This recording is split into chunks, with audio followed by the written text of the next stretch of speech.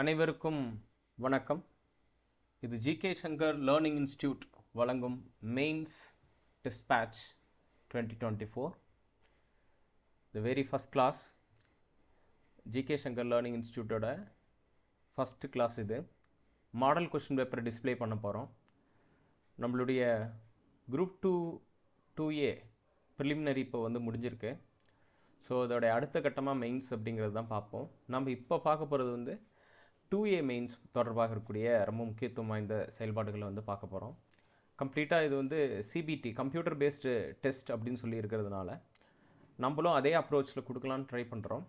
But இந்த model question பேப்பரில் எப்படிலாம் கேள்விகள் இருக்கும் அப்படிங்கிற ஒரு முக்கியத்துவம் வாய்ந்த விஷயங்களை டிஸ்கஸ் பண்ண போகிறோம்.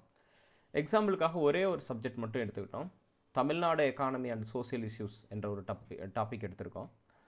தமிழ்நாடு பொருளாதாரம் மற்றும் சமூக பிரச்சனைகள். ஸோ இந்த பர்டிகுலர் சப்ஜெக்ட் இதில் Tamil Nadu economy and social issues அப்படின்னு சொல்லக்கூடிய ரெண்டு விஷயத்தை கம்பைன் பண்ணி இருக்குது.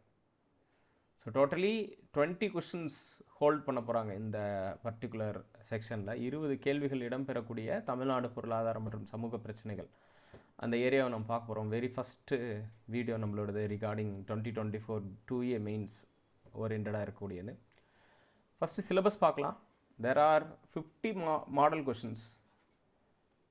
இதில் 50 மாடல் கொஷின்ஸ் வச்சுருக்கோம். ப்ரிலிமினரிக்கும் மெயின்ஸ்க்கும் இருக்கக்கூடிய அந்த கொஷின் ஸ்டாண்டர்டுக்கும் இருக்கக்கூடிய வித்தியாசங்களை நீங்கள் மினிமமாக கவனிக்கணும். அப்படின்னு பார்த்தீங்கன்னா, ஒரு குரூப் 1 ப்ரிலிமினரியில் கேட்கக்கூடிய ஒரு கொஷினை தான் நமக்கு குரூப் 2A உடைய மெயின்ஸில் கேட்குறதுக்கான வாய்ப்புகள் அதிகம். ஸோ இந்த ஸ்டாண்டர்டை நான் கம்பேர் பண்ணுறேன். ஒரு குரூப் 1 ப்ரிலிமினரி ஸ்டாண்டர்டு தான் குரூப் 2 மெயின் ஸ்டாண்டர்டுக்கு கேட்குற அளவுக்கு இருக்கும். அதை விட தாண்டியும் கொஷின்ஸ் நமக்கு டஃப்பாக இருக்கிறதுக்கான வாய்ப்புகள் அதிகம். ஸ்ட்ரெயிட்டாகவே நம்ம சிலபஸ் பார்த்துடலாம். சிலபஸில் ஃபஸ்ட்டு தமிழ்நாட்டு பொருளாதாரத்தோடைய வடிவமைப்பை பற்றி பேசுகிறாங்க. தமிழ்நாடு பொருளாதாரம், தி ஸ்ட்ரக்சர், தமிழ்நாட்டு பொருளாதாரத்தின் தன்மைகள், மாநில நிதிநிலை அறிக்கை மற்றும் முக்கிய வருவாய் இனங்களும் செலவினங்களும், வருவாய் வகைகள், மாநில பொருளாதார வளர்ச்சி, வேளாண்மை, தொழில்துறை, சேவைத்துறை என்று கொடுத்துருக்காங்க. So that is called primary, secondary and tertiary sector. Tertiary செக்டருடைய ஸ்டாண்டர்ட்ஸ் என்னங்கிறத பற்றி கேட்குறாங்க. அப்போது தமிழ்நாட்டு பொருளாதாரத்துடைய தன்மைகள், மாநில நிதிநிலை அறிக்கை, வருவாய் இனங்கள், செலவினங்கள், வருவாயுடைய வகைகள், பொருளாதார வளர்ச்சி அப்படின்னு நம்ம சொல்லும்போது இதில் ஆஸ் யூஷுவல் நமக்கு டெக்ஸ்ட் புக்கில் கொஞ்சம் கொடுத்துருப்பாங்க. டெக்ஸ்ட் புக்கில் 11th எக்கனாமிக்ஸில் தமிழ்நாட்டு பொருளாதாரம்னு ஒரு லெசன் இருக்குது. அது இல்லாமல் நமக்கு 10th social science book economic போர்ஷனில் ஒரு சில கண்டிஷன்ஸ் கொடுத்துருக்காங்க.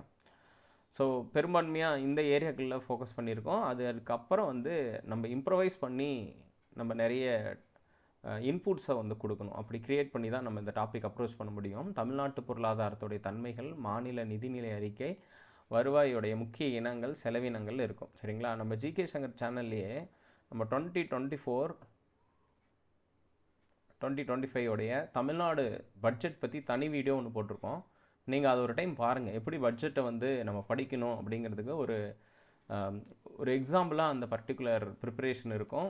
கண்டிப்பாக பாருங்கள். அது உங்களுக்கு ஒரு ஐடியாவை கொடுக்கும். So based on completely structure of Tamil Nadu, அதுக்கப்புறம் அதோடைய பட்ஜெட்டுடைய தன்மை எப்படி இருக்குங்கிறத பற்றி பேசியிருக்காங்க. அப்புறம் பிரைமரி, செகண்டரி, டெர்ஷியரி செக்டருடைய ஸ்டேட்டஸ் பற்றி பேசியிருக்காங்க. இது கவர்மெண்ட்டே சொல்லும்.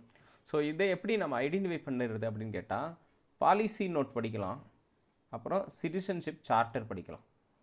ஸோ சிட்டிசன்ஷிப் சார்ட்டருக்கும் பாலிசி நோட் இது எங்கே கிடைக்கும் அப்படின்னு பார்த்தீங்கன்னா, தமிழ்நாடு கவர்மெண்ட்டோடைய வெப்சைட்லேயே கிடைக்கும். For example, social welfare department இருக்குன்னா, சோசியல் வெல்ஃபேர் டிபார்ட்மெண்ட்டுக்கு போயிட்டு டாக்குமெண்ட்ஸ் அப்படிங்கிற பேஜுக்கு போயிட்டு அங்கே இருக்கக்கூடிய அவங்க இம்ப்ளிமெண்ட் பண்ணக்கூடிய ப்ராஜெக்ட் பற்றின தகவல்களை நம்ம எடுக்கணும். ஸோ அப்படி தான் நம்ம இந்த மாடல் கொஷினே ப்ரிப்பேர் பண்ணியிருக்கோம். Completely based on the government details. Government கொடுத்த பிடிஎஃப்பில் இருக்கக்கூடிய தகவல்களை தான் நம்ம தொகுத்துருக்குறோம். ஸோ அதுக்கு அடுத்து பார்த்திங்கன்னா, வேளாண்மை அப்படின்னு சொல்லக்கூடிய ஒரு டாபிக். உங்களுக்கு தெரியும், வேளாண்மைக்கு தமிழ்நாடு அரசு தனி பட்ஜெட்டை தாக்கல் செய்து, ஸோ வேளாண்மையில் முக்கிய பயிர்கள், உணவு தானியங்கள், பணப்பயிர்கள், வேளாண்மையின் வகைகள், இயற்கை வேளாண்மை, பிற வேளாண் முறைகள், ஒப்பந்த வேளாண்மை, விவசாயிகள் உற்பத்தியாளர் அமைப்பு, அந்த அமைப்பு, அதுக்கப்புறம் வேளாண் சந்தையிடுதல் உள்ள பிரச்சனைகள், இணையதள சந்தையிடுதல், தமிழ்நாட்டின் வேளாண் வரவு செலவு திட்டமிடல் மற்றும் தன்மைகள்.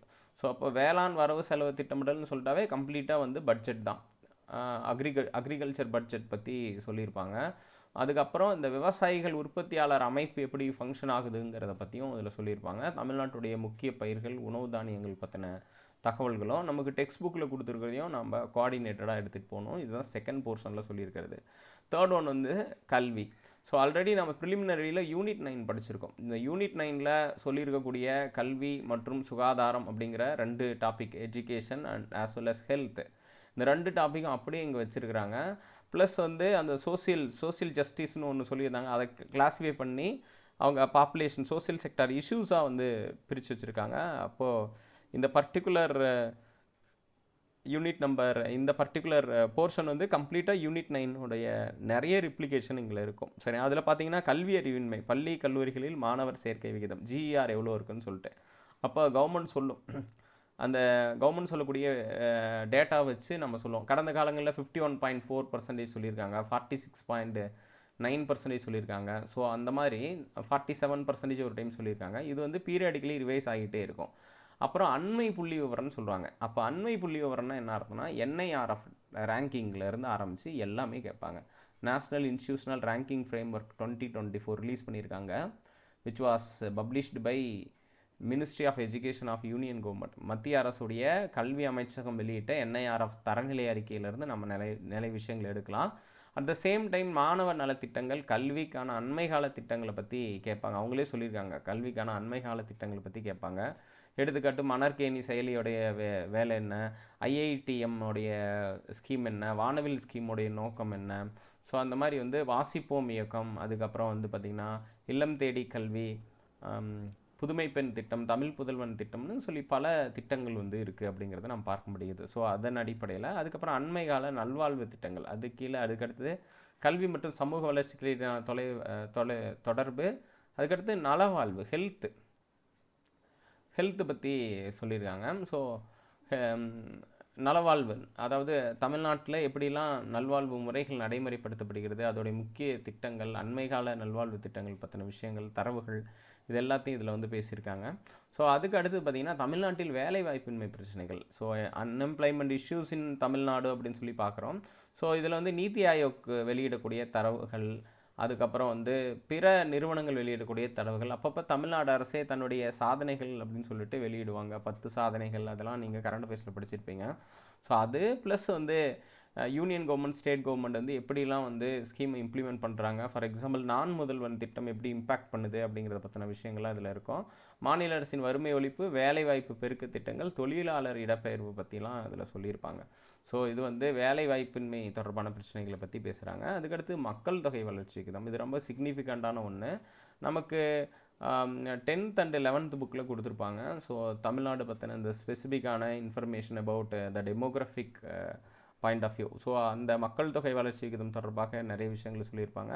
மக்கள் அடர்த்தி, மக்கள் தொகை பெருக்கத்திற்கான காரணங்கள், மக்கள் தொகை கட்டுப்பாட்டு திட்டங்கள், குடும்ப கட்டுப்பாட்டு திட்டங்களும் அவற்றின் சாதனைகளும், குழந்தை தொழிலாளர் பிரச்சனைகள் அப்படின்னு சொல்லிட்டு பல விஷயங்கள் வந்து இருக்கும். ஸோ இதெல்லாம் தான் மக்கள் தொகை வளர்ச்சி விகிதத்தோட தொடர்புடைய அடிப்படை அம்சங்கள் அப்படின்னு சொல்லுவாங்க. அண்ட் நெக்ஸ்ட் டாபிக் வந்து ரொம்ப முக்கியமானது, எம்பவர்மெண்ட் ஆஃப் விமன், மகளிருக்கு அதிகாரம் அளித்தல் அப்படிங்கிற ரொம்ப முக்கியமான ஒன்று. மகளிர் உரிமை, சமூக நலன் மற்றும் மகளிர் உரிமைத்துறை அப்படின்னு சொல்லக்கூடிய ஒரு துறை வந்து தமிழ்நாடு அரசு செயல்படுத்தி வருகிறது. அந்த துறையின் கீழ் வெளியிடப்படக்கூடிய திட்டங்கள், பெண்கள் மேம்பாடு, குடும்ப வன்முறை, வரதட்சணை பிரச்சனைகள், பாலியல் ரீதியிலான தாக்குதல்கள், அந்த போக்சோ ஆக்ட் பற்றின விஷயங்கள், அதுக்கப்புறம் மகளிர் நல திட்டங்கள் அப்படின்னு சொல்லுவாங்க, medical termination act, pre conception prenatal diagnostic techniques act, surrogacy act, அந்த மாதிரியான விஷயங்களும், செல்ஃப் ஹெல்ப் குரூப் அப்படின்னு சொல்லக்கூடிய SHG, ஸோ அதோடைய எஸ்டாப்ளிஷ்மெண்ட் பற்றின தரவுகளையும் நம்ம நிறைய விஷயங்களை பார்க்க வேண்டியது இருக்கிறது. அந்த ஃபைனல் ஒன் இஸ் விளிம்பு நிலை குழுக்கள் அப்படின்னு சொல்லக்கூடிய எளிய பின்புலத்தில் இருக்கக்கூடிய மக்களுடைய பிரச்சனைகள், அதுக்கப்புறம் பட்டியல் சமூகத்தினர், பழங்குடியினர், முதியோர், மாற்றுத்திறனாளிகள், திருநங்கைகள், மத சிறுபான்மையினர், விளிம்பு நிலை குழுக்கள், மேம்பாட்டிற்கான அவங்களோட மேம்பாட்டிற்கான மாநில அரசுடைய திட்டங்கள், இது எல்லாத்தையும் வந்து நம்ம கன்சாலிடேட்டடாக கொண்டு போகணும். ஸோ இதுதான் வந்து நமக்கு நம்ம சிலபஸில் தமிழ்நாட்டு பொருளாதாரம் அந்த யூனிட் நம்பர் 4ல் கொடுத்துருப்பாங்க. ஸோ இந்த மாதிரி தமிழ்நாட்டு பொருளாதாரம் மற்றும் சமூக பிரச்சனைகள் அப்படிங்கிற கேட்டகரியில் நம்ம பார்ப்போம். ஸோ இந்த பர்டிகுலர் டாபிக்ங்கிறது கம்ப்ளீட்டாக யூனிட் 9ஓட இம்பேக்ட்ஃபுல்லான நிறைய விஷயங்கள் இதில் இடம்பெறும் அப்படிங்கிறத நம்ம பார்க்கலாம். ஸோ இப்போ யூனிட் 9 நல்லா படிச்சிருந்தீங்க ப்ரிலிமினரி அப்படின்னாவே மெயின்ஸ் வந்து உங்களுக்கு வந்து கொஞ்சம் ஈஸியாக இருக்கும். அதை அடுத்த லேயரில் வந்து கேட்பாங்க. ரொம்ப கஷ்டப்பட தேவையில்லை தான். ஸோ ஒரு ஈஸியான சப்ஜெக்ட் தான் இந்த சோசியல் இஷ்யூஸ் அண்ட் தமிழ்நாடு எக்கானமின்னு சொல்லலாம். இதோட மாதிரி கேள்விகளுக்கு நேரடியாக போயிடலாம். ஸோ ஃபஸ்ட்டு கொஷினே we were taken from the budget of Tamil Nadu. தமிழ்நாடைய பட்ஜெட்லேருந்து நம்ம எடுத்திருக்கோம். ஸோ தமிழ்நாடு அரசு ஆண்டு நிதிநிலை அறிக்கை 2024-25 அடிப்படையில் குறிப்பிடப்பட்ட மாபெரும் தமிழ் கனவுடைய சிறப்பம்சங்களில் அல்லாதது என்று கேட்டிருக்காங்க. டைரக்ட்லி என்ன கொஷின் அப்படின்னா, அப்ஜெக்டிவ் ஆஃப் த பட்ஜெட், இந்த பட்ஜெட்டுடைய நோக்கம்னு சொல்லிட்டு மாபெரும் தமிழ் கனவுன்னு சொல்லிட்டு 7 கனவுகளை வந்து தமிழ்நாடு அரசு சொல்லியிருந்துச்சு. ஸோ அது என்ன அப்படிங்கிறத வந்து தேர்ந்தெடுக்க சொல்லியிருக்காங்க. ஸோ இதில் பார்த்தீங்கன்னா என்ன கேள்வி கேட்டிருக்காங்க, அல்லாதது எதுன்னு கேட்டிருக்காங்க. அப்போது நம்ம இந்த கண்டிஷனை பார்க்கும்போது சமூக நீதி, கடைகோடி மனிதருக்கும் நல்வாழ்வு, உலகை வெல்லும் இளைய தமிழகம் அப்படிங்கிறதும், உலக பொருளாதாரத்தோட முன்னோடியாக இதை வந்து சொல்லலை. இந்திய மாநிலங்களின் வழிகாட்டியை பற்றி எதுவும் சொல்லலை. ஸோ அதுக்கப்புறம் பசுமை வழி பயணம், தாய் தமிழர் பண்பாடு அப்படிங்கிறது எல்லாத்தையும் சொல்லியிருக்காங்க. அப்போ 4 மற்றும் 5 தான் பார்த்திங்கன்னா தவறானது அப்படின்னு நம்ம குறிப்பிடலாம். ஸோ இதுக்கான விளக்கத்தை நம்ம பார்க்கலாம். அதாவது மாபெரும் தமிழ் கனவு என்னும் 7 சிறப்பம்சங்கள் அப்படின்னு வந்து குறிப்பிட்டிருக்காங்க. அதில் ஃபஸ்ட்டு சோசியல் ஜஸ்டிஸ் தான், சமூக நீதி தான். சமூக நீதின்னு எடுத்துட்டாவே நம்ம பெண்கள், முதியோர், மாற்றுத்திறனாளிகள், விளிம்பு நிலை மக்கள், பட்டியல் பழங்குடியினர் அப்படின்னு சொல்லிட்டு பல தரப்பு மக்கள் இருக்காங்க. அவங்களோட சமூக நீதியை உறுதி செய்தல், கடைகோடி மனிதருக்கும் நல்வாழ்வை வழங்குதல், உலகை வெல்லும் இளைய தமிழகம் என்று சொல்லக்கூடிய ஒரு இளைஞர்களுடைய செயல்பாட்டை பற்றி சொல்கிறது, அறிவுசார் பொருளாதாரத்தில் மேன்மையடைதல், சமத்துவ நோக்கில் மகளிர் நலன், அதுக்கப்புறம் பசுமை வழி பயணம், தாய் தமிழும் தமிழர் பண்பாடும் போன்ற இந்த 7 ஃபேக்டர்ஸும் சொல்லியிருப்பாங்க. ஸோ சமூக நீதி அப்படிங்கிறது முதல் ஃபேக்டரு, கடைகோடி மனிதருக்கு 2வது காரணி, 3வது உலகை வெல்லும் இளைய தமிழகம், 4வது அறிவுசார் பொருளாதாரம், 5வது சமத்துவ நோக்கில் மகளிர் நலன், 6வது பசுமை வழி பயணம், 7வது வந்து தாய் தமிழர் பண்பாடு அப்படிங்கிறத நம்ம பார்க்குறோம். சரிங்களா? இந்த மாதிரியான கேள்வி வந்திருக்கான்னு கேட்டால் கண்டிப்பாக வந்திருக்கு. நமக்கு ப்ரிலிமினரியில் இந்த மாதிரியான கொஸ்டின்ஸ் வந்து கேள்வி கேட்டிருக்காங்க. ஃபார் எக்ஸாம்பிள் வந்து யூனியன் பட்ஜெட் வந்து நமக்கு வந்து வெளியிடுவாங்க. மத்திய அரசுடைய பட்ஜெட் வெளியிடும் போது அதோடைய தீம் என்ன அப்படின்னு வந்து சொல்லியிருப்பாங்க. ஸோ அம்ரித் கால் அப்படின்னு சொல்லக்கூடிய அமிர்த காலம் அப்படின்னு சொல்லக்கூடிய ஒரு தீமில் 2047 2047 அப்படின்னு சொல்லிட்டு இந்திய அரசு வந்து இதை சொல்லியிருந்தாங்க. இதை நமக்கு ஒரு டைம் கேள்வியில் கேட்டிருக்காங்க. ஸோ அதனால் தமிழ்நாடு அரசு சொல்லியிருக்கக்கூடிய இந்த மாபெரும் தமிழ் கனவை நமக்கு தேர்வுகளில் கேட்குறதுக்கு வாய்ப்புகள் இருக்குது. அதற்கு அடுத்ததாக 2வது கேள்வி பொறுத்துகைக்கு போயிடலாம். தமிழ்நாடு பட்ஜெட்டை பற்றின அடிப்படை விவரங்களை பொறுத்துக வடிவில் நமக்கு வந்து அரேஞ்ச் பண்ணியிருக்காங்க. அது எப்படி அப்படிங்கிறத நம்ம பார்க்கலாம். ஸோ அதாவது கொஷின் நம்பர் 2 என்ன சொல்லுது அப்படின்னு பார்த்தீங்கன்னா, தமிழ்நாடு பட்ஜெட் 2024-25 இருக்கக்கூடிய மொத்த வருவாய் வரவு எவ்வளோங்கிறதும், மொத்த வருவாய் செலவினங்கள் எவ்வளோங்கிறதும், வருவாய் பற்றாக்குறை எவ்வளோங்கிறதும், மத்திய அரசுடைய வரி பங்கீடு எவ்வளவு அப்படிங்கிறத பற்றியும் இதில் வந்து சொல்லியிருக்காங்க. பிஃபோர் தட் உங்களுக்கு தெரியும் article 280 finance commission of India அப்படின்னு நம்ம குறிப்பிடுவோம். So finance commission of India அது என்ன ரெக்கமெண்ட் பண்ணுதோ ஸோ அதன் அடிப்படையில் தான் வரி பங்கீடு கிடைக்கும் அப்படிங்கிறதையும், அரசுக்கிட்டேருந்து நம்ம மானியம் பெறணும்னா ஆர்டிகல் 275 அடிப்படையில் தான் நம்ம வந்து கூடுதல் மானியங்களை பெற முடியும் அப்படிங்கிறது ஆல்ரெடி எக்கனாமிக்ஸில் நம்ம கொஞ்சம் படித்தது தான். ஸோ இதுக்கு மேட்ச் ஷீட்டுக்கு டைரெக்டாக போயிடலாம். மொத்த வருவாய் வரவு பார்த்திங்க அப்படின்னா 2,99,10 கோடி அப்படின்னு சொல்லக்கூடிய அளவு தான் வருவாய் வரவு வந்திருக்கிறது.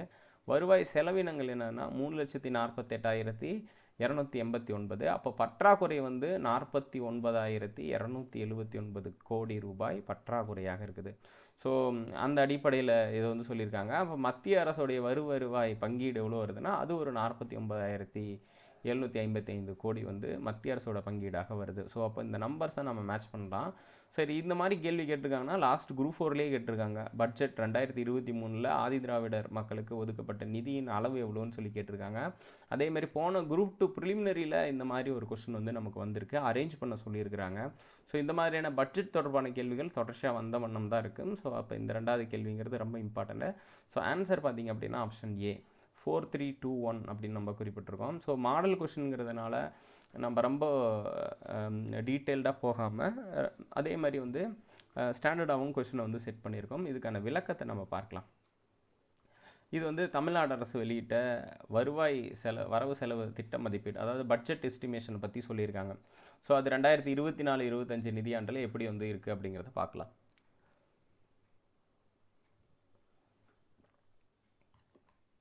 இதில் ஃபஸ்ட்டு பார்த்தீங்கன்னா 2024-2025 நிதியாண்டில் மொத்த வருவாய் வரவு இதில் நம்ம மேட்ச் ஷீட்டில் கொடுத்துருந்த மாதிரி 2,99,10 கோடி. அதுக்கப்புறம் வருவாய் செலவினங்கள் 3,48,289 கோடி. வருவாய் பற்றாக்குறை வந்து 49,279 கோடி.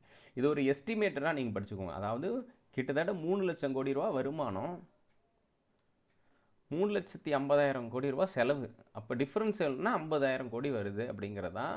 இது வந்து ஏகத்தால் போட்டது. அப்போது இந்த நம்பரை நம்ம 299, இது 348, இது 492, அட்லீஸ்ட் மினிமமாக மொதல் 3 டிஜிட்டாவது நம்ம படிக்கணும். அப்புறம் அதில் சொல்லியிருப்பாங்க பாருங்கள், மூலதன செலவினம் எவ்வளவு, திட்ட மதிப்பீடு எவ்வளவு, சொந்த வரி வருவாய் எவ்வளவு, முத்திரைத்தாள் பதிவு கட்டணத்துலேருந்து எவ்வளோ வருது, ஆயத்தீர்விலேருந்து எவ்வளோ வருது, வாகன வரிகள், வணிக வரி, இதர பிரிவுகள் மொத்தம் எப்படி கலெக்ட் ஆகுது அப்படிங்கிறத பற்றி அவங்க சொல்லியிருப்பாங்க. வரி அல்லாத வருவாய் ஒரு 30,000 கோடி சொல்லியிருப்பாங்க. உதவி மானியங்கள் வந்து 23,000. மத்திய வரிகளில் பங்கு பார்த்திங்கன்னா 49,755 கோடின்னு சொல்கிறாங்க. பாருங்கள், உதவி மானியங்கள் மத்திய அரசு நமக்கு கொடுக்கக்கூடிய உதவி மானியங்கள், அதை தான் நம்ம ஆர்டிகிள் 275 சொல்லியிருப்பாங்க. Certain grants to union to states அப்படின்னு சொல்லியிருப்பாங்க. ஸோ இந்த பங்கு வரிகள்லாம் ஆர்டிகிள் 280 மென்ஷன் பண்ணியிருப்பாங்க. அதுக்கப்புறம் 267, 268, 269, 270 இதிலெல்லாம் சொல்லியிருப்பாங்க. மத்திய அரசு வசூலித்து மாநில அரசுக்கிட்ட வழங்குறது, மத்திய அரசு வசூலித்து அசைன் பண்ணி மாநில அரசுகள் பயன்படுத்தி கொள்வது, அதை பற்றிலாம் சொல்லியிருப்பாங்க. எக்கனாமிக்ஸில் படிச்சிருப்போம். ஸ்ட்ரைட்டாகவே தேர்ட் கொஸ்டினுக்கு வந்து போயிடலாம். தமிழ்நாடு பட்ஜெட் 2024-25 அடிப்படையில் மாநிலத்தின் நடப்பு நிதி பற்றாக்குறை மாநில மொத்த உள்நாட்டு உற்பத்தியில் எத்தனை சதவீதம் உள்ளதுன்னு சொல்கிறாங்க. சரிங்களா? இப்போ அவங்க கேட்குறது வந்து டெஃபிசிட் கேட்குறாங்க. எவ்வளோ வந்து ஃபிஸ்கல் டெஃபிசிட் இருக்குது, நடப்பு பற்றாக்குறை எவ்வளோ, டெஃபிசிட்னா பற்றாக்குறை எவ்வளோ இருக்குதுன்னு கேட்குறாங்க. அந்த பற்றாக்குறையை வந்து எளிமையாக புரிஞ்சுக்கிறதுக்காக அவங்க என்ன கேட்பாங்கன்னா ஜிஎஸ்டிபியிலிருந்து கேட்பாங்க. அப்போ கிராஸ் ஸ்டேட் டொமஸ்டிக் ப்ராடக்டில் எத்தனை பர்சன்டேஜ் வந்து பத்தாமல் இருக்குது, அதோடைய மொத்த உள்நாட்டு உற்பத்தியில் எத்தனை சதவீதம் பற்றாக்குறையாக இருக்குதுன்னு பார்த்தா 3.44% அப்படின்னு சொல்லி நம்ம குறிப்பிடலாம். ஸோ இப்போ நீங்கள் பார்த்தீங்கன்னு வச்சுக்கோங்களேன், நம்ம பட்ஜெட் எஸ்டிமேட் பண்ணும்போது ஒன்று சொல்லுவாங்க, அதுக்கு அடுத்த வருஷத்தில் என்ன இருக்குங்கிறத பற்றியும் சொல்லுவாங்க. இதுக்கான ஆதாரத்தை பார்த்தீங்கன்னா கீழே நிதி பற்றாக்குறைன்னு ஒன்று சொல்லியிருக்காங்க. இந்த நிதி பற்றாக்குறையில் ஃபஸ்ட்டு பார்த்தீங்கன்னா இங்கே என்ன கொடுத்துருக்காங்க, 2024-25 மேஜராக இந்த ஏரியாவை தான் கேட்பாங்க. 2024-25 நிதி பற்றாக்குறை சதவீதம் எவ்வளோ இருக்குன்னு கேட்டால் 3.44% இருக்கும் அப்படிங்கிறதான் விஷயம். ஸோ அதை வந்து இந்த இடத்துல 3.44% சொல்லியிருக்கோம். எஸ், நீங்கள் கேட்கலாம், இந்த 3.45% சொல்லாமே சார் அப்படின்னா, எஸ் 2023-2024க்கான எஸ்டிமேஷன் நம்ம கேட்டது வந்து 2024-2025க்கான எஸ்டிமேஷன் வந்து கேட்டிருக்காங்க. ஸோ அதை வந்து ஜிஎஸ்டிபியில் கம்பேர் பண்ணியிருக்கோம். அப்போ ஜிஎஸ்டிபியில் கம்பேர் பண்ணும்போது நம்ம 3.44% while 2024-2025 3.45% ஃபார் 2023-2024 ஃபினான்சியல் இயர் என்று நம்ம குறிப்பிடுவோம். ஸோ அந்த கண்டிஷனில் தான் நம்ம பார்க்குற இந்த third question being asked to find the fiscal deficit based on the GSDP. அப்போது அவங்க கேட்டிருக்கிறது வந்து இந்த கிராஸ் ஸ்டேட் டொமஸ்டிக் ப்ராடக்ட்லேருந்து கேட்டிருக்கிறதுனால ஆப்ஷன் சியை நம்ம சூஸ் பண்ணுறோம். அதுக்கு அடுத்தது வந்து 4வது இதுக்கு வந்து போகலாம். பட்ஜெட் 2024-25 அடிப்படையில் நியோ டைடல் பார்க்கு அமைக்கப்படும் என்று அறிவிக்கப்பட்ட இடங்கள் எது அப்படிங்கிறத நம்ம பார்க்குறோம். ஸோ அதை நம்ம ஆல்ரெடி கேள்விப்பட்டிருக்கோம். நியோ டைடல் பார்க் முதல்ல விழுப்புரம் மாவட்டம் திருச்சிற்றம்பலம் என்ற இடத்துல தான் அமைச்சாங்க. அப்போ திருச்சிற்றம்பலம் என்ற இடத்துல அமைக்கப்பட்ட அந்த நியோ டைடல் பார்க் அமைக்கப்பட்டதுக்கு அப்புறம் இந்த வருஷ பட்ஜெட்டில் 2024-25 பட்ஜெட்டில் மீண்டும் சில இடங்களில் நாங்கள் நியோ டைடல் பார்க் அமைக்க போகிறோம் அப்படின்னு சொல்லிட்டு அரசு சொல்லியிருக்கு. ஸோ அந்த அடிப்படையில் பார்க்கும்போது தஞ்சாவூர், வேலூர், திருப்பூர், சேலம் மற்றும் தூத்துக்குடி ஆகிய இடங்களில் வந்து அமைக்க போகிறதாக அரசு அறிவிச்சிருக்கு. இப்போ தஞ்சாவூர், வேலூர், திருப்பூர், சேலம், தூத்துக்குடின்னு சொல்கிறாங்க. ஆல்ரெடி இதுக்கு முன்னாடி வருஷமே விழுப்புரம் மாவட்டத்தில் அமைச்சிட்டாங்க. திருச்சிற்றம்பலம் என்ற இடத்துல ஃபஸ்ட்டு நியோ டைடல் பார்க் அமைக்கப்பட்டது. அப்போ நியோ டைடல் பார்க்குங்கிறது டைடல் பார்க் வகைகள்லேயே ஒரு சிறிய வகை டைடல் பார்க், அந்த மாதிரி நீங்கள் யூஸ் பண்ணிக்கலாம். அது இல்லாமல் எல்காட் பார்த்துருப்போம், எல்காட் செஸ், அதுக்காக ஸ்பெஷல் எக்கனாமிக் ஜோன் அதெல்லாம் பார்த்துருக்கோம். இது ஒரு நியூ வெர்ஷன் அப்படின்னு சொல்லலாம். இதுக்கான ஆதாரமாக நீங்கள் பார்த்தீங்கன்னா 5 இடங்களில் நியோ டைடல் பார்க் அமைக்கப்படும். ஸோ அப்போ மதுரை, திருச்சி மொத்தம் 695 கோடி ரூபாயில் சொல்லியிருக்காங்க அப்படின்னு சொல்லுவாங்க. ஸோ இவங்க நம்ம லிஸ்ட் அவுட் பண்ணுற இடங்களில் பார்த்திங்க அப்படின்னா தஞ்சாவூர், சேலம், வேலூர், விழுப்புரம், தூத்துக்குடி போன்ற இடங்களில் புதிய தகவல் தொழில்நுட்ப பூங்காக்கள், டைடல் பார்க்கள் அமைக்கப்பட்டு வருகின்றன. இதன் மூலம் 13,000 பேருக்கு வேலை வாய்ப்புகள் கிடைக்கும் அப்படின்னு வந்து சொல்லுவாங்க. சரிங்களா?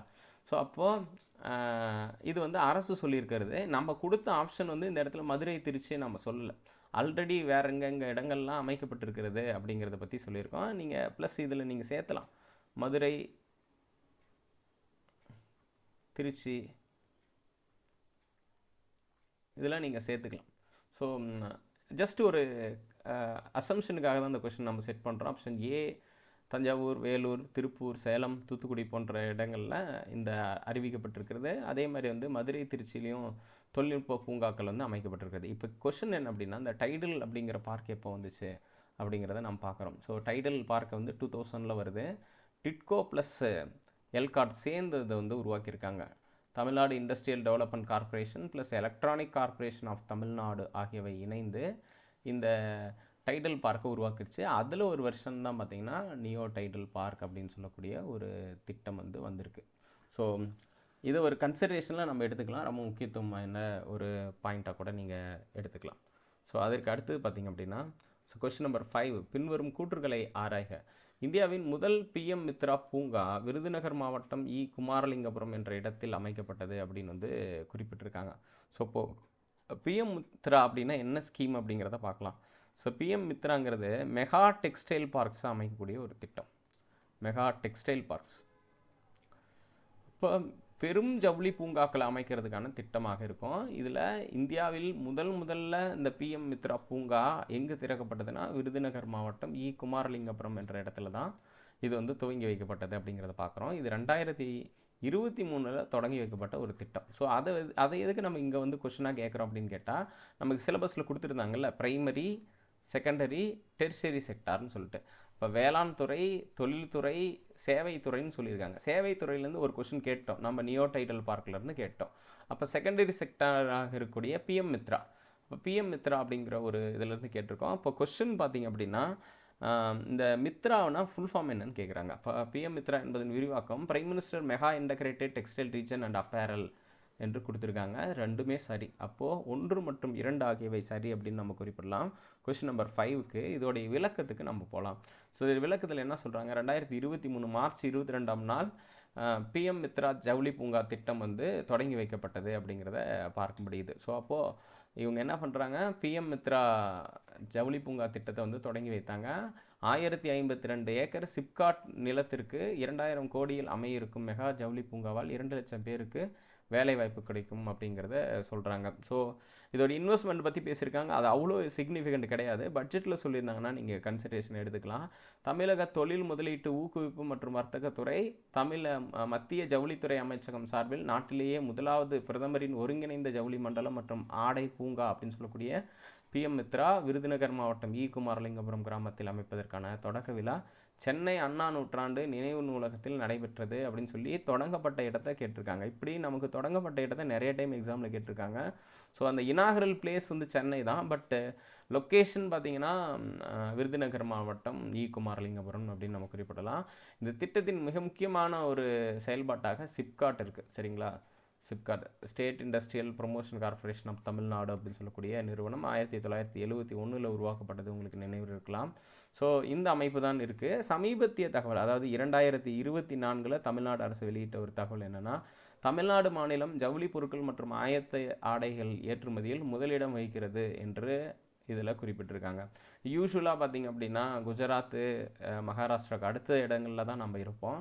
அப்போ தமிழ்நாடு மாநிலம் ஜவுளி பொருட்கள் ஆயத்த ஆடைகள் ஏற்றுமதியில் வந்து முதலிடம் வகிப்பதாக தமிழ்நாடு அரசு சொல்லியிருக்கு. தமிழ்நாடு அரசுடைய அறிவிப்பை நம்ம கன்சிடரேஷனாக நம்ம எடுத்துக்கலாம். அது ஒரு ரொம்ப முக்கியத்துவம் வாய்ந்த ஒரு விஷயமாக நம்ம எடுத்துக்கலாம். ஸோ அதற்கு அடுத்தது பார்த்திங்கன்னா 6வது பாயிண்ட்டு, தமிழ்நாடு செயற்கை நுண்ணறிவு இயக்கத்தின் தலைவர் யார் அப்படின்னு சொல்லக்கூடிய ஒரு கேள்வி வந்து கேட்டிருக்காங்க. ஸோ இப்போ செயற்கை நுண்ணறிவு இயக்கத்தின் தலைவர் யார் அப்படின்னு வந்து ஒரு கேள்வி கேட்டிருக்காங்க. ஸோ ஒரு சில பாயிண்ட்ஸை நம்ம வந்து மிக்ஸ் பண்ணியும் எடுத்திருக்கோம். அது இல்லாமல் இது வந்து டெர்ஷியரி செக்டாரோட தொடர்புடையது. Tertiary as well as e governance ரெண்டுமே வரும். ஸோ ஒரு சில டைம் 2 டாப்பிக்கை வெவ்வேறு சப்ஜெக்டில் கொடுத்துருவாங்க. எக்ஸாம்பிள் வந்து எக்கனாமிக்ஸ்லேயும் பாப்புலேஷன் கொடுத்துருப்பாங்க, ஜாகிரஃபிலையும் பாப்புலேஷன் கொடுத்துருக்காங்க. அந்த மாதிரி வந்து நமக்கு வந்து இருக்கும். ஸோ அப்போ செயற்கை நுண்ணறிவு இயக்கம் இது வந்து பட்ஜெட்டில் சொல்லியிருக்கக்கூடிய ஒரு விஷயம். தமிழ்நாடு செயற்கை நுண்ணறிவு இயக்கத்தின் தலைவர் யாருன்னா தமிழ்நாடு முதலமைச்சர். தமிழ்நாடு முதலமைச்சரை தலைவராக கொண்டு தமிழ்நாடு செயற்கை நுண்ணறிவு இயக்கம் இருக்கும் அப்படின்னு சொல்லி தமிழ்நாடு ஆர்டிஃபிஷியல் இன்டெலிஜென்ஸ் மிஷன் அப்படின்னு சொல்லக்கூடிய ஒரு அமைப்பை வந்து அமைக்க போகிறாங்க. ஸோ அப்போ ஏஐ என்று அழைக்கக்கூடிய அந்த செயற்கை நுண்ணறிவு தொழில்நுட்பத்தை எப்படிலாம் பாசிட்டிவாக பயன்படுத்துறதுங்கிறதுக்கான ஒரு இயக்கம் வந்து அமைக்கப்படுங்கிறத சொல்லியிருக்காங்க. ஸோ இப்போ இதோடைய விளக்கம் என்னன்னு பார்த்தீங்கன்னா, விளக்கம் கல்வி, வேலைவாய்ப்பு, தொழில் ஆராய்ச்சி மற்றும் மருத்துவம் ஆகிய துறைகளில் செயற்கை நுண்ணறிவை ஆக்கப்பூர்வமாக மேம்படுத்துவதற்கான வழிகாட்டுதலை உருவாக்கவும் அதனை பயன்படுத்துவதற்கான தெளிவான வழிமுறைகளை உருவாக்கவும் தமிழ்நாடு செயற்கை நுண்ணறிவு இயக்கம் அமைக்கப்படும் என்று பட்ஜெட் உரையில் தெரிவிக்கப்பட்டது. அப்போது இதை பட்ஜெட் 2024-2025 தான் தமிழ்நாடு அரசு அறிவிச்சிருக்கு அப்படிங்கிறத பார்க்க முடியுது. ஸோ அதனால தான் நம்ம வந்து தமிழ்நாடு எக்கானமி அப்படிங்கிற டாபிக் நம்ம எடுத்துகிட்டு வரோம். ஸோ அதே மாதிரி பார்த்திங்கன்னா இந்த இயக்கத்துடைய தலைவர் முதலமைச்சர் அப்படின்னு நம்ம குறிப்பிட்றோம். ஸோ முதலமைச்சர் வந்து இந்த இயக்கத்தின் வந்து தலைவராக செயல்படுகிறார். தமிழ்நாடு பாதுகாப்பு மற்றும் அறம்சார் செயற்கை நுண்ணறிவு கொள்கை ஆல்ரெடி 2020 தமிழ்நாடு அரசு வெளியிட்டிருக்கிறது. உங்களுக்கு தெரியும், தமிழ்நாடு அரசுடைய இன்ஃபர்மேஷன் டெக்னாலஜி அண்ட் டிஜிட்டல் சர்வீசஸ்னு ஒரு அமைச்சகம் இருக்குது. தகவல் தொழில்நுட்பம் மற்றும் டிஜிட்டல் சேவைகள் துறை அமைச்சகம் அப்படின்னு சொல்லியிருக்கு. அது வந்து இந்த மாதிரியான கொள்கைகளையும் வழிகாட்டுதலையும் உருவாக்கிட்டு வருது. ஸோ அந்த அடிப்படையில் நாம் பார்க்கும்போது தமிழ்நாடு பாதுகாப்பு மற்றும் அறம்சார் செயற்கை நுண்ணறிவு கொள்கை வந்து வெளியிடப்பட்ட ஆண்டு 2020 என்று நம்ம குறிப்பிடலாம். ஸோ இதுதான் இந்த பர்டிகுலர் விஷயத்துக்கு இம்பார்ட்டன்ட். இப்போ வந்து என்ன சொல்கிறோம் அப்படின்னு பார்த்தீங்கன்னா, ஏஐன்னு சொல்லக்கூடிய ஆர்டிஃபிஷியல் இன்டெலிஜென்ஸுக்கான தமிழ்நாடு செயற்கை நுண்ணறிவு இயக்கத்தின் தலைவராக யார் இருப்பாங்கன்னா முதலமைச்சர் தான் இருப்பாங்க. அப்போ Tamil Nadu safe and ethical artificial intelligence policy அப்படின்னு சொல்லிட்டு ஒன்று வெளியிட்டாங்க. அது வந்து 2020. ஸோ அதுதான் வந்து Tamil Nadu safe and ethical artificial intelligence policy என்று குறிப்பிடுவாங்க. ஸோ அதுதான் இந்த இடத்துல சொல்லியிருக்கக்கூடிய விஷயம். அதுக்கடுத்து பார்த்திங்கன்னா 7வது இது தமிழ்நாடு மனிதவள மேம்பாட்டு குறியீட்டு அறிக்கை 2017 அடிப்படையில் தமிழ்நாட்டில் வாழ்நாள் எதிர்பார்ப்பு கொண்ட மாவட்டம் எது அப்படின்னு சொல்லி ஒரு கொஸ்டின் கேட்டிருக்காங்க. ஸோ இதோட சிலபஸ் எதுன்னு கேட்டால் மக்கள் தொகை தான். ஸோ மக்கள் தொகையில் நிறைய இண்டெக்ஸ் இருக்கும். மக்கள் தொகையில் பிறப்பு விகிதம், இறப்பு விகிதம், வாழ்நாள் எதிர்பார்ப்பு விகிதம் அப்படின்னு சொல்லிட்டு பழைய விஷயங்கள் நிறைய விஷயங்கள் இருக்கும்.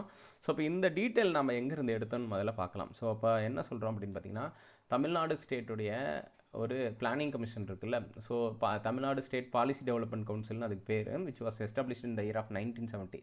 ஸோ அந்த காலகட்டங்களில் 1970களில் அமைக்கப்பட்ட ஒரு நிறுவனம்.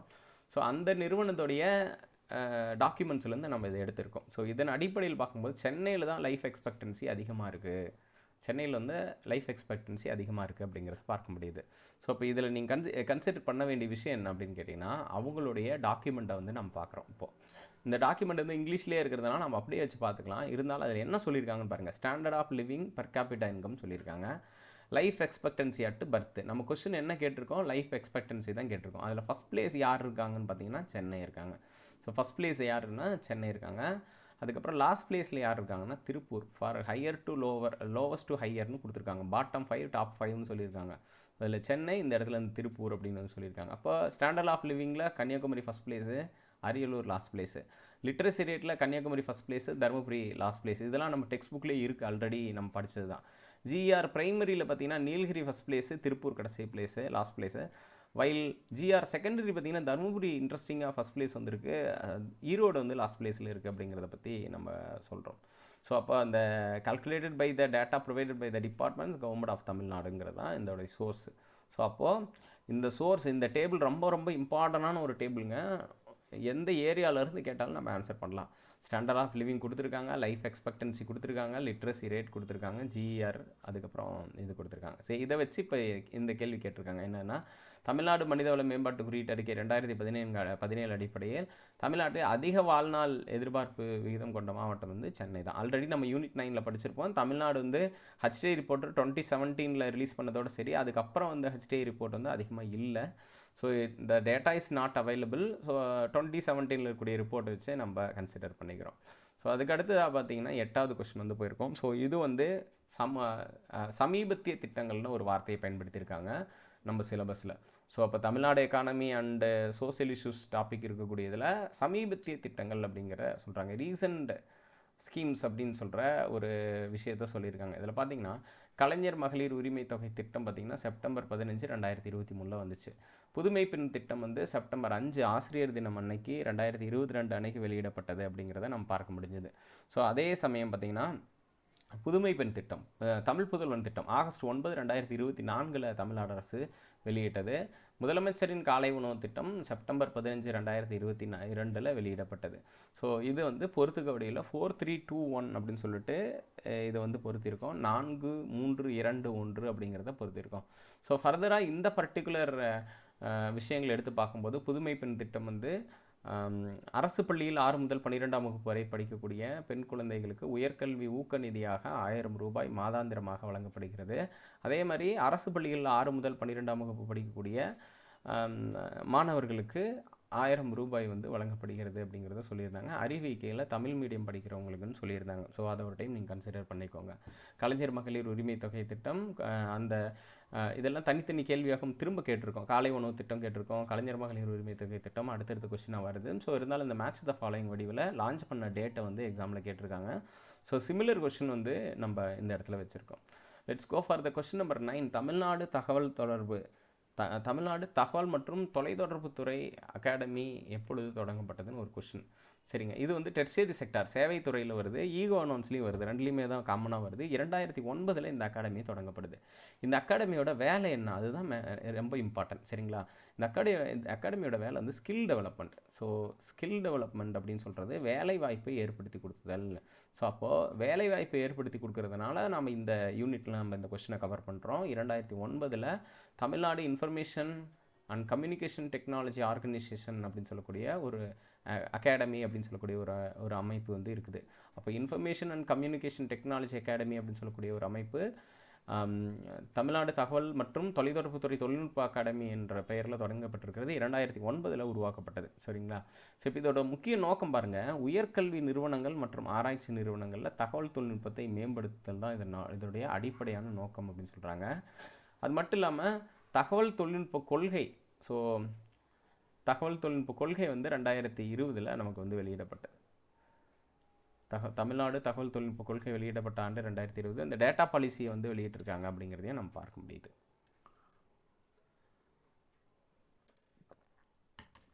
மன்னிச்சுக்கோங்க, ICT policy. So ICT policy 2018 வந்துச்சு. 2018 வந்துச்சு. டேட்டா பாலிசி வந்து 2020 வந்துச்சு. ஸோ நம்ம என்ன பார்த்துட்டு இருக்கோம்னா சேவைகள் குறித்த விஷயங்களை பார்த்துட்டு இருந்தோம். இந்த தமிழ்நாடு தகவல் தொலைத்தொடர்பு அகாடமி 2009ஆம் ஆண்டு அறிமுகம் செய்யப்பட்டது. இதில் பார்த்தீங்கன்னா வல்லுநர்கள் மேம்பாடு, மாணவர்கள் திறன் மேம்பாடு, இளைஞர் மேம்பாடு, தொழில் முனைவர் மேம்பாடு, எண்ணிம தொழில்நுட்ப மேம்பாடு, ஆராய்ச்சி மற்றும் வெளியீட்டு மேம்பாடு அப்படின்னு சொல்லக்கூடிய விஷயங்களாக சொல்லியிருக்காங்க. ஸோ அப்போது அப்படி பார்க்கும்போது இது வந்து வேலை வாய்ப்பை உருவாக்கக்கூடிய, திறன் மேம்பாட்டை உருவாக்கக்கூடிய ஒரு நிறுவனமாக இருக்கிறதுனால நம்ம அந்த இடத்துல கேட்டிருக்கோம். Tamil Nadu ICT academy was establish in the year of 2009. 2009 நிறுவப்பட்டது என்பது குறிப்பிடத்தக்கது. ஸோ இதற்கு அடுத்ததாக பார்த்தீங்கன்னா கலைஞரின் அனைத்து கிராம ஒருங்கிணைந்த வேளாண் வளர்ச்சி திட்டத்தின் நோக்கங்கள் என்ன. ஸோ இது வந்து ஆல்ரெடி நமக்கு ப்ரீவியஸ் இயரில் ப்ரிலிமினரியில் கேட்டிருக்காங்க. ஸோ அதே கொஷின் தான், பட் இதோடைய அப்ஜெக்டிவ் மட்டும் நம்ம எந்த மாதிரி செட் பண்ணியிருக்காங்கன்னு பார்க்குறோம். ஸோ கலைஞரின் அனைத்து கிராம ஒருங்கிணைந்த வேளாண் வளர்ச்சி திட்டத்தோடைய நோக்கம் என்னென்ன. முதல் நோக்கம் புதிய நீர் ஆதாரங்களை பர்டிகுலராக வெயிட் அ மினிட்.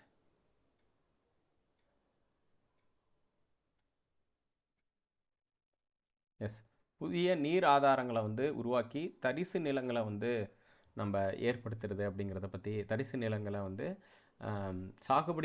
சாகுபடிக்கு ஏற்ற நிலங்களாக மாற்றி சாகுபடி பரப்பினை அதிகரித்தல் இதோடைய நோக்கம். வேளாண் உற்பத்தி மற்றும் உற்பத்தி திறனை அதிகரிக்கிறதோடைய செயல்பாடுகளை வந்து சொல்லியிருக்காங்க. உழவர்களின் பொருளாதார நிலையை மேம்படுத்துதலும் இதன் நோக்கமாக இருக்குது. அப்போ மொத்தம் 3மே வந்து கலைஞரின் அனைத்து கிராம ஒருங்கிணைந்த வேளாண் வளர்ச்சி திட்டத்தின் நோக்கமாக இருக்குது. ஸோ அதோடைய விவரங்களை நம்ம பார்க்கலாம் விளக்கமாக. கலைஞரின் அனைத்து கிராம ஒருங்கிணைந்த வேளாண் வளர்ச்சி திட்டம் மே 23, 2022 தொடங்க வைக்கப்பட்டது என்பது குறிப்பிடத்தக்கது. 1997 கிராம பஞ்சாயத்துகளில் இத்திட்டம் நடைமுறைப்படுத்தப்படும் அப்படிங்கிறதும் 9 லட்சம் விவசாய குடும்பங்கள் பயன்பெறும் வகையில் இருக்குது அப்படிங்கிறத சொல்கிறாங்க. அப்போது கலைஞரின் அனைத்து கிராம ஒருங்கிணைந்த வேளாண் வளர்ச்சி திட்டம் என்பது தேர்வு செய்யப்பட்ட கிராமங்களில் தான் நடைமுறைப்படுத்தப்படும். அப்போ கேள்வி கேட்டாங்கன்னா அனைத்து கிராம ஒருங்கிணைந்த வேளாண் வளர்ச்சி திட்டம் எத்தனை கிராமங்களில் தற்போது செயல்படுகிறதுன்னு பார்த்தா 1997 கிராமங்களில் செயல்படுத்தப்பட்டு வருகிறது. 9 லட்சம் விவசாய குடும்பங்கள் பயன்பெறும். இதுக்கு என்ன பண்ணுறாங்க அப்படின்னு பார்த்தீங்கன்னா சமுதாய நீர் ஆதாரங்களை உருவாக்குறதுக்காக 100% நிதியை மாநில அரசே வழங்கும். ஸோ அப்போது இரிகேஷன் ஃபெசிலிட்டிஸை டெவலப் பண்ணுறதுக்காக தமிழ்நாடு அரசு 100% நிதியை வந்து வழங்குது. ஒருங்கிணைக்கப்பட்ட வேளாண் இயந்திரமாக்கும் துணை இயக்க திட்டம், அதே மாதிரி தேசிய வேளாண்மை வளர்ச்சி திட்டம், முதலமைச்சரின் சூரிய சக்தியால் இயங்கும் பம்பு செட்டுகள் திட்டம், பிரதம மந்திரி வேளாண் நீர்ப்பாசன திட்டம், ஒரு துளி நீரில் அதிக விளைச்சல் 1 drop more crop அப்படின்னு சொல்லக்கூடிய ஸ்கீம் கேள்விப்பட்டிருப்போம்.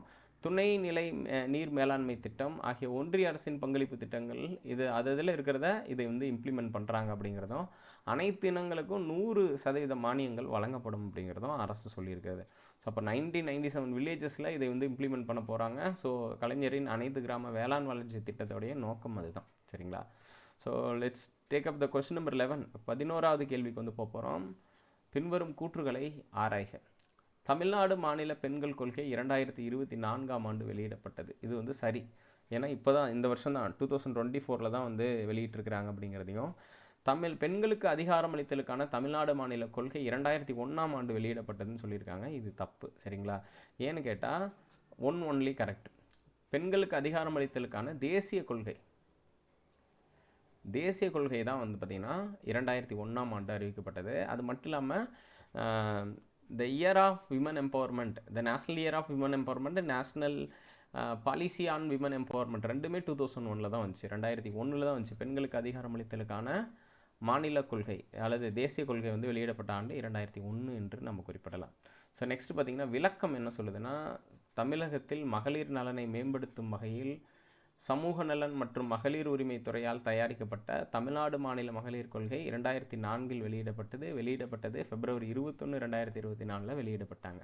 இதில் என்ன சொல்கிறாங்க, சமூக நீதி, சமத்துவம், பெண்களுக்கு அதிகாரம் அளித்தல் போன்றவற்றின் அடிப்படையில் இந்த கொள்கை உருவாக்கப்பட்டிருக்கிறது. இந்த கொள்கை 10 ஆண்டுகளுக்கு நடைமுறையில் இருக்கும். அப்படி இல்லைன்னா அடுத்தது புதிய கொள்கை வரும் வரை நடைமுறையில் இருக்கும்னு இதிலேயே சொல்லியிருக்காங்க. அப்போ இந்த கொள்கை 5 ஆண்டுகளுக்கு பிறகு மறு ஆய்வு ரிவ்யூ பண்ணுவாங்க, செய்யப்படும் வழிவகை செய்யப்பட்டிருக்கிறது அப்படிங்கிறதும். இதில் சிறப்பம்சங்கள் சொல்லியிருக்காங்க. இதில் டேட்டாவாக நான் எதுவும் கொடுக்கல, நீங்களாக டவுன்லோட் பண்ணி படிங்க. அதாவது நமக்கு நியூஸ் பேப்பரில் கொடுத்துருப்பாங்க, நமக்கு இந்த பிடிஎஃப் கிடைக்குது. Tamil Nadu state policy for women 2024 நீங்கள் கூகுள் பண்ணி பிடிஎஃப் கேட்டிங்கன்னா அது வந்து கிடைக்குது. அதில் பாலின உணர்திறன் கொண்ட கல்வி முறையை நிறுவுதல் மற்றும் பெண் குழந்தைகளின் இடைநிற்றல் விகிதத்தை குறைத்தல், வளரிளம் பெண்கள் மற்றும் மகளிரின் ஆரோக்கியம் மற்றும் ஊட்டச்சத்து நிலையை மேம்படுத்துதல், வேலைவாய்ப்புகளில் மகளிரின் பங்களிப்பை அதிகரித்தல், அனைத்து அமைப்பு சார்ந்த மற்றும் அமைப்பு சாராத பணிகளில் உள்ள பெண் பணியாளர்களுக்கு பாதுகாப்பான உகந்த பணியிடங்களை உறுதி செய்தல், பெண்கள் நிர்வகிக்கும் சிறு தொழில்கள் மற்றும் அவர்கள் மேற்கொள்ளும் புதிய முயற்சிகளுக்கு ஆதரவளித்தல், பெண்கள் அதிக ஊதியம் பெறும் வாய்ப்புகளை பெறுவதற்காக டிஜிட்டல் கல்வி அறிவை ஊக்குவித்து டிஜிட்டல் பாலின இடைவெளியை குறைத்தல், தொழில்துறையில் பயிற்சி மற்றும் திறன் மேம்பாட்டை வழங்குவதன் மூலம் மகளிரிடையே நிலவும் திறன் இடைவெளியை குறைத்தல், நிறுவன கடன் வசதிகளை அணுகுதல் மற்றும் தேவைப்படும் மகளிருக்கு வங்கி கடன் அதிகமாக கிடைப்பதற்கு வழிவகை செய்தல், மகளிரை அரசியல் களத்தில் பங்கேற்க ஊக்கப்படுத்துதல், செயல்படுத்துதல். இதோடைய செயல்பாடுகள் பார்த்திங்கன்னா அரசியல் உள்ள பல்வேறு துறைகள் மற்றும் பங்குதாரர்களின் பங்கேற்பின் மூலம் முன்முயற்சிகள் மற்றும் திட்டங்களை செயல்படுத்துவதன் மூலம் இந்த கொள்கை நோக்கத்தை அடைய வழிவகை செய்யப்படும் அப்படின்னு சொல்லியிருக்காங்க. இந்த கொள்கையில் இணைத்துள்ள பல்வேறு துறைகள் திட்டங்கள் பற்றின நோக்கங்கள் வெளியிடப்படும் அப்படிங்கிறத பற்றியும் அதில் சொல்லியிருக்காங்க. ஸோ அப்போது இந்த கொள்கையை நீங்கள் முழுசாக படிக்கணும்னு அவசியம் இல்லை, இதோடைய அடிப்படைகளை நீங்கள் படிச்சுக்கிட்டாவே போதுமானது. இதுதான் வந்து நம்ம 11th கொஸ்டினுக்கு சொல்லக்கூடிய எக்ஸ்ப்ளனேஷனாக இருக்குது. 12வது கேள்விக்கு போயிடலாம். தமிழ்நாடு மாநிலத்தின் பொருளாதார நிலை தொடர்பான சரியான கூற்றுகளை தேர்வு செய்ய. ரொம்ப ரொம்ப இம்பார்ட்டண்டான ஒரு கொஸ்டினுங்க. ஸோ இது வந்து ரொம்ப முக்கியமானது. தமிழ்நாடு மாநிலத்தின் பொருளாதார நிலை தொடர்பான சரியான கூற்றுகளை தேர்வு செய்ய. இதில் ஃபஸ்ட்டு பார்த்திங்க அப்படின்னா, மின்னணு பொருட்கள் உற்பத்தியில் தமிழ்நாடு முதலிடத்தில் இருக்கிறது. ஸோ மின்னணு பொருட்கள் உற்பத்தியில் தமிழ்நாடு முதலிடத்தில் இருக்குது. தொழில் செய்ய உகந்த மாநிலங்கள் பட்டியலில் முதல் இடத்தில் உள்ளதுன்னு சொல்லியிருக்காங்க. இது இன்கரெக்டு. 3வது இடத்துல இருக்குது அப்படிங்கிறது சரியானது. ஏற்றுமதி தயார் நிலை குறியீட்டில் முதலிடம் இருக்குது அப்படிங்கிறத பார்க்குறோம். அப்போ 1 மற்றும் 3 ஆகியவை சரி அப்படின்னு நம்ம சொல்லுவோம். ஸோ ஒரு பாயிண்ட் வந்து இன்கரெக்டாக வந்து கொடுத்துருக்கு. அது நம்ம கொஸ்டினுடைய பேட்டர்ன் நம்ம அப்படி செட் பண்ணியிருக்கோம். ஸோ பட் இந்த கண்டிஷன் என்னங்கிறத பார்க்கலாம். ஸோ நிலை, தமிழ்நாட்டுடைய நிலை. ஃபஸ்ட்டு நீங்கள் என்ன பண்ணணும்னா ஒரு லிஸ்ட்டு ப்ரிப்பேர் பண்ணிக்கணும். ஒவ்வொரு ஸ்ட்ரக்சர் இப்போது வந்து பார்த்திங்கன்னா எலக்ட்ரானிக்ஸு, கொஞ்ச நேரத்துக்கு முன்னாடி டெக்ஸ்டைல் பார்த்தோம், டெக்ஸ்டைல், அதுக்கப்புறம் எக்ஸ்போர்ட் ப்ரிப்பேர்னஸ்ன்னு நீங்கள் ஒரு கண்டிஷன் எடுத்திங்கன்னா மொத்தமாக உங்களுக்கு ஒரு 10லிருந்து 12 பிரிவுகள் வந்து கிடைக்கும். அதில் தமிழ்நாட்டுடைய ஸ்டேட்டஸை எப்பப்போ எதெல்லாம் சொல்லியிருக்காங்கிறத நீங்கள் கால்குலேஷன் எடுத்திங்கன்னா ரொம்ப ஈஸி. இதை அப்டேட் பண்ணிட்டு மட்டுமே இருந்தாவே போதுமானது. ரொம்ப எளிமையான கேள்வி இதெல்லாம். மின்னணு பொருள் உற்பத்தியில் முதலிடத்தில் இருக்கும், ஏற்றுமதி தயார் நிலை குறியீட்டில் முதலிடத்தில் இருக்கும். சரி, இதுக்கான விளக்கத்தை நீங்கள் பார்த்தீங்கன்னா தமிழ்நாடு அரசே சொல்லியிருக்கு. தமிழ்நாடு அரசின் 10 சாதனைகள் என்று தமிழ்நாடு முதலமைச்சர் வந்து ஒரு அறிவிப்பை வெளியிட்டார். ஸோ அதிலிருந்து எடுக்கப்பட்டது தான். இந்திய பொருளாதாரத்தில் தமிழ்நாட்டின் பங்களிப்பு பார்த்திங்கன்னா 9% இருக்குது. இந்த ஓவரால் இந்தியாவுடைய பார்ட்டிசிபேஷனில் தமிழ்நாட்டுடைய பங்கீடு என்பது பார்த்திங்க அப்படின்னா 9% இருக்கிறதுங்கிறதான் விஷயம். நாட்டின் மொத்த உள்நாட்டு உற்பத்தியில் தமிழ்நாடு வந்து 2வது இடத்துல இருக்குது. ஜிஎஸ்டிபியில் பார்த்திங்கன்னா 2வது இடத்துல இருக்குது. இதெல்லாம் தமிழ்நாடு கவர்மெண்ட் சொன்ன டேட்டா. அதுக்கப்புறம் தமிழ்நாடு மாநிலத்தின் வளர்ச்சி விகிதம் 8.9% இருக்குது. ஸோ இந்தியாவை வந்து கம்பேர் பண்ணும்போது அவங்க வந்து 7.4% இருக்கும்போது இங்கே 8.9% இருக்குது அப்படிங்கிறத நம்ம பார்க்க முடியுது. அப்புறம் தமிழ்நாட்டின் பணவீக்கம் பார்த்திங்கன்னா 6.65% இருக்கிறது. இந்தியாவின் பணவீக்கம் பார்த்திங்கன்னா அதாவது தமிழ்நாட்டின் பணவீக்கம் இந்தியாவின் பணவீக்கத்தை விட குறைவானது அப்படிங்கிற அடிப்படையில் இருக்குது. ஸோ அப்போது அதை வந்து நம்ம கன்சிடர் பண்ண வேண்டியதாக இருக்குது அப்படிங்கிறத பார்க்குறோம். அதுக்கப்புறம் ஏற்றுமதி தயார் நிலை குறியீட்டில் முதலிடத்தில் இருக்கும் அப்படிங்கிறதும் ரொம்ப முக்கியமானது. ஸோ அப்போ ஏற்றுமதி தயார் நிலை குறியீட்டில் முதலிடத்தில் இருக்கும், மின்னணு பொருட்கள் உற்பத்தியில் முதலிடத்தில் இருக்கும், தொழில் செய்ய உகந்த மாநிலங்கள், ஈஸ் ஆஃப் டூயிங் பிஸ்னஸ் என்று சொல்வார்கள். ஈஸ் ஆஃப் டூயிங் பிஸ்னஸில் நம்ம 3ஆம் இடத்துல இருக்கிறோம். அதுக்கப்புறம் புத்தாக்க தொழில்துறையில் முதலிடத்தில் இருக்கும். ஸோ இனோவேஷன் இண்டெக்ஸில் ஃபஸ்ட் பிளேஸில் இருக்கும். அது இல்லாமல் அச்சீவ்மெண்ட் ஸ்டேட்ஸ்னு ஒரு டைம் வெளியிட்டாங்க. ஸோ அப்போ புத்தாக்க நிறுவனங்கள் அப்படின்னு நம்ம சொல்லக்கூடிய நிறுவனங்கள், ஸ்டார்ட் அப் அண்ட் இனோவேஷன் ஓரியன்டாக இருக்கக்கூடிய நிறுவனங்களில் நம்ம வந்து 3ஆம் இடத்துல இருக்கோம். புத்தாக்க தொழில்துறையில் முதலிடத்தில் இருக்கோம். கல்வித்துறையில் 2ஆம் இடம்னு சொல்லியிருந்தாங்க. சரிங்களா? ஸோ கல்வித்துறையில் 2ஆம் இடம்னு சொல்லும்போது இதோடைய ஸ்டேட்டஸ் வந்து அவங்க சொல்கிறது ஜிஇஆரை பேஸ் பண்ணி தான். ஸோ கிராஸ் என்ரோல்மெண்ட் ரேஷியோ அடிப்படையில் தான் சொல்கிறாங்க. அதுக்கப்புறம் பெண்கள், ஒடுக்கப்பட்டோர், முதியோர், இளைஞர், மாற்றுத்திறனாளிகள் மேம்பாட்டில் சிறந்த நிலையில் உள்ளது அப்படிங்கிறத சொல்லியிருக்காங்க. இப்போ உங்களுக்கு தெரியும், நமக்கு வந்து பர்டிகுலராக எஸ்டிஜி வெளியிட்டாங்க. இப்போது சஸ்டைனபிள் டெவலப்மெண்ட் கோல்ஸ் வந்து நீத்தி ஆயோக் வெளியிட்டுச்சு. நீத்தி ஆயோக் அமைப்பு வெளியிட்ட இடத்துல நம்ம 3ஆவது இடத்துல இருக்கோம். அதே மாதிரி ஒரு கொஸ்டின் செட் பண்ணியிருக்கோம். அது என்னங்கிறதையும் நம்ம பார்த்துக்கலாம். ஸோ பெண்கள், ஒடுக்கப்பட்டோர், முதியோர், இளைஞர், மாற்றுத்திறனாளிகள் போன்றவர்கள் சிறந்த நிலையில் உள்ளதாக தமிழ்நாடு அரசு சொல்லியிருக்கு. ஸோ இப்போ ஆன்சர் வந்து பார்த்திங்கன்னா 1 மற்றும் 3 சரி அப்படிங்கிறத நம்ம சொல்லியிருப்போம். ஸோ இது ஒரு டேட்டா. அதுக்கடுத்து 13வது கேள்விக்கு போகிறோம். ஸோ 13th கொஸ்டின், பின்வரும் கூற்றுகளை ஆராய்க. தமிழ்நாடு மகளிர் மேம்பாட்டுக் கழகம் 1983ஆம் ஆண்டு உருவாக்கப்பட்டது என்று ஒரு கேள்வி கேட்கப்பட்டிருக்கிறது. இதுக்கான காரணம் வேலைவாய்ப்பு, பொருளாதார மேம்பாடு மூலம் மகளிர் நிலையை மேம்படுத்துவது இந்த நிறுவனத்தின் நோக்கமாகவும் கொடுத்துருக்காங்க. இப்போ கூற்றும் சரி, காரணமும் சரி. கூற்றுக்கு காரணம் சரியான விளக்கத்தை தருகிறது அப்படிங்கிறத நம்ம பார்க்க முடியுது. ஸோ இது வந்து 13வது கேள்வியில் நம்ம சொல்லியிருக்கக்கூடியது ஆப்ஷன் ஏ வந்து சரியானது. இதுக்கான விளக்கத்தை நம்ம பார்க்குறோம். மகளிர் சுய உதவி குழுக்களை அமைத்து திறன் வளர் பயிற்சிகளை அளித்தல் தான் இது நோக்கமாக இருக்கிறது. அப்போ மகளிர் சுய உதவி குழுக்களை அமைத்து திறன் வளர் பயிற்சிகளை அளித்தல் என்பது இதனுடைய நோக்கம். வங்கி கடன் உதவிகளை பெற வழிவகை செய்வது என்பது இதன் அடிப்படை நோக்கமாக இருக்கிறது. மகளிர் சுய உதவி குழுக்களை அமைத்து திறன் வளர் பயிற்சிகளை அளித்தல் இதன் நோக்கமாக இருக்கிறது. வங்கி கடன் உதவிகளை பெற வழிவகை செய்தலும் இதன் அடிப்படை நோக்கமாக இருக்கிறது. அப்புறம் சிறு தொழில்களில் பெண்களை ஈடுபடுத்தி அவர்களின் வருவாயை பெருக்குதல் என்பதும் இதன் நோக்கமாக இருக்குது. ஸோ அதுக்கப்புறம் பெண்களின் சமுதாய பொருளாதார மேம்பாட்டை உறுதி செய்தல் அப்படிங்கிறதும், அப்புறம் தமிழ்நாடு மாநில ஊரக வாழ்வாதார இயக்கம், நகர்ப்புற இயக்கம் போன்றவற்றின் அடிப்படையில் செயல்படுதல் அப்படிங்கிறது சொல்கிறாங்க. சரி, இதெல்லாம் காமன் பாயிண்டாக இருக்குது. எப்படி இதெல்லாம் ஞாபகம் வச்சுக்கிறது, இதை எப்படி அப்ரோச் பண்ணுறதுனா, நீங்கள் ஃபஸ்ட்டு நீங்கள் கன்சிடர் பண்ண வேண்டியதுன்னா இதை படிங்க. இதை படித்து உள்வாங்கிக்கோங்க. என்னென்ன விஷயங்களை இவங்க செய்கிறாங்க அப்படிங்கிறத பாருங்கள். நமக்கு வந்து ஸ்டேட்மெண்ட் டைப்பாக தான் கொஷின் வந்து வரும். இதில் நீங்கள் நம்பர்ஸை டேட்டாஸை உள்ளே எடுத்துகிட்டு வரும்போது அதோடைய டைமென்ஷன் மாறும். ஃபார் எக்ஸாம்பிள் பாருங்கள், எஸ்ஹெச்ஜின்னு ஒன்று இருக்குது, செல்ஃப் ஹெல்ப் குரூப். இந்த செல்ஃப் ஹெல்ப் குரூப்பு இந்த தமிழ்நாடு ஊரக வாழ்வாதார இயக்கம் இருக்குது பார்த்தீங்களா, அதன் மூலம் தான் செயல்படுகிறது. Excuse me. ஸோ தமிழ்நாடு மாநில ஊரக வாழ்வாதார இயக்கம். சரிங்க, இது வந்து நேஷ்னல் ரூரல் லைவ்லிஹுட் மிஷன் அப்படின்னு சொல்லிட்டு ஒரு திட்டம் மத்திய அரசு கொண்டு வருது. அதோடைய துணை திட்டமாக தான் இயங்கிட்டு வருது. அதேமாதிரி தமிழ்நாடு மாநில நகர்ப்புற வாழ்வாதார இயக்கம் அப்படின்னு சொல்லிட்டு ஒன்று இருக்குது, அதன் கீழே தான் இயங்குது. அப்போ இதை நடைமுறைப்படுத்தும் முகமை எது அப்படிங்கிறத நமக்கு கேள்வியாக கேட்குறதுக்கு பாசிபிலிட்டி அதிகம். சரிங்க, தீன்தயாள் அந்தியோதயா யோஜனா 2015 வெளியிடப்பட்டது. அப்போ இதோடைய நோக்கம் என்னன்னு பார்த்தீங்கன்னா 2 டைமென்ஷனாக பிரிஞ்சிருக்கு. Deendayal Antyodaya Yojana national rural livelihood mission, Deendayal Antyodaya Yojana national urban livelihood mission அப்படின்னு சொல்லிட்டு 2 இருக்குது. ஸோ அப்போது Deendayal Upadhyaya national rural livelihood mission தேசிய ஊரக வாழ்வாதார இயக்கம் 2021 இது வந்து உருவாக்கப்பட்டுச்சு அப்படிங்கிறத பார்க்க முடியுது. சரிங்க, 2011 மன்னிச்சுக்கோங்க. ஸோ அதுக்கப்புறம் இந்த நகர்ப்புற வாழ்வாதார இயக்கம் 2013 உருவாக்கப்பட்டுச்சு அப்படிங்கிறதையும் நம்ம கன்சிடர் பண்ணலாம். ஸோ 2013 அது வந்து உருவாக்கப்பட்டுச்சு அப்படிங்கிறத நம்ம பார்க்க முடியுது. ஸோ NURLM அப்படின்னு சொல்லக்கூடிய இடம் அப்படிங்கிறது ரொம்ப முக்கியமானது. ஸோ ஒன்று தேசிய ஊரக வாழ்வாதார இயக்கம், இன்னொன்று நகர்ப்புற வாழ்வாதார இயக்கம். இதுதான் வந்து மகளிர் மேம்பாடு, சுய உதவிக்குழு மேம்பாடு தொடர்பாக இருந்திருக்கு. அது மட்டும் இல்லாமல் தமிழ்நாடு மகளிர் மேம்பாட்டு கழகம்னே தனியாக இருக்குது. சரிங்களா, Tamil Nadu women empowerment or women development corporation என்று சொல்வார்கள். 1983 அமைக்கப்பட்ட நிறுவனம் என்பது மகளிர் மேம்பாட்டில் சிறப்பு கவனத்தை செலுத்துகிறது அப்படிங்கிறத பார்க்குறோம். ஸோ அதுக்கடுத்து வந்து தீன்தயாள் உபாத்யாயா கிராமின் கௌசல்யா யோஜனா நடைமுறைப்படுத்தும் தமிழ்நாடு அரசின் முகமை எது?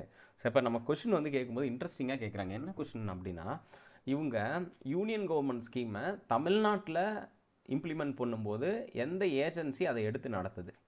இதுதான் கொஷின். ஸோ அப்போது இந்த டைப் ஆஃப் கொஷின் ஒன்று கேட்குறாங்க. ஸோ அப்போ இந்த ஏஜென்சியோட பேர் என்ன அப்படிங்கிறது தான் கேள்வியாக இருக்குது. இப்போ பாருங்கள், தீன்தயாள் உபாத்யாயா கிராமின் கௌசல்யான்னு வந்துட்டாவே ஸ்கில் டெவலப்மெண்ட் தான். ஸ்கில் டெவலப்மெண்ட் மத்திய அரசோட திட்டம், ஸ்கில் டெவலப்மெண்ட் அப்படின்னு சொல்லுவாங்க. ஸோ திறன் மேம்பாட்டு திட்டமாக இது வந்து இருக்குது. இப்போ திறன் மேம்பாட்டு திட்டம் அப்படின்னு நம்ம குறிப்பிடும்போது தமிழ்நாடு மாநில ஊரக வாழ்வாதார இயக்கம் தான் இதை நடைமுறைப்படுத்துது. தமிழ்நாடு மாநில ஊரக வாழ்வாதார இயக்கம் அதுதான் வந்து இதை நடைமுறைப்படுத்துது. ஸோ அந்த அடிப்படையில் பார்க்கும்போது 14th கொஸ்டின் ஆப்ஷன் டி தான் இதுக்கு வந்து சரியான விடை.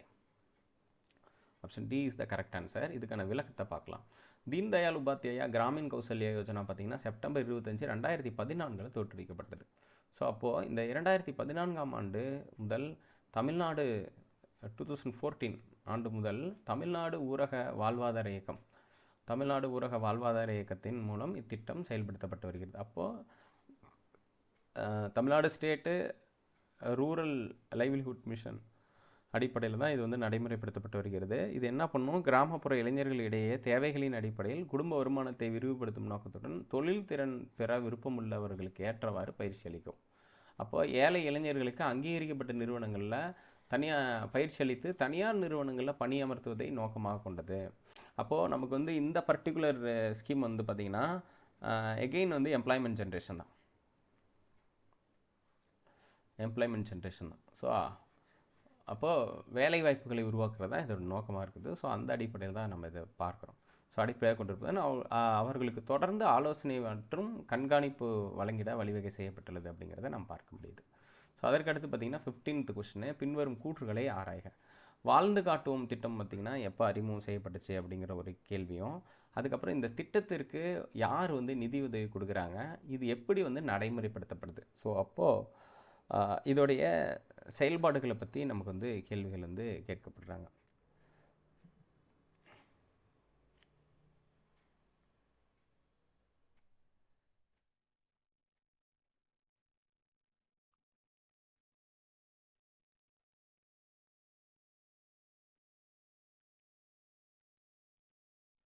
Okay, wait a minute.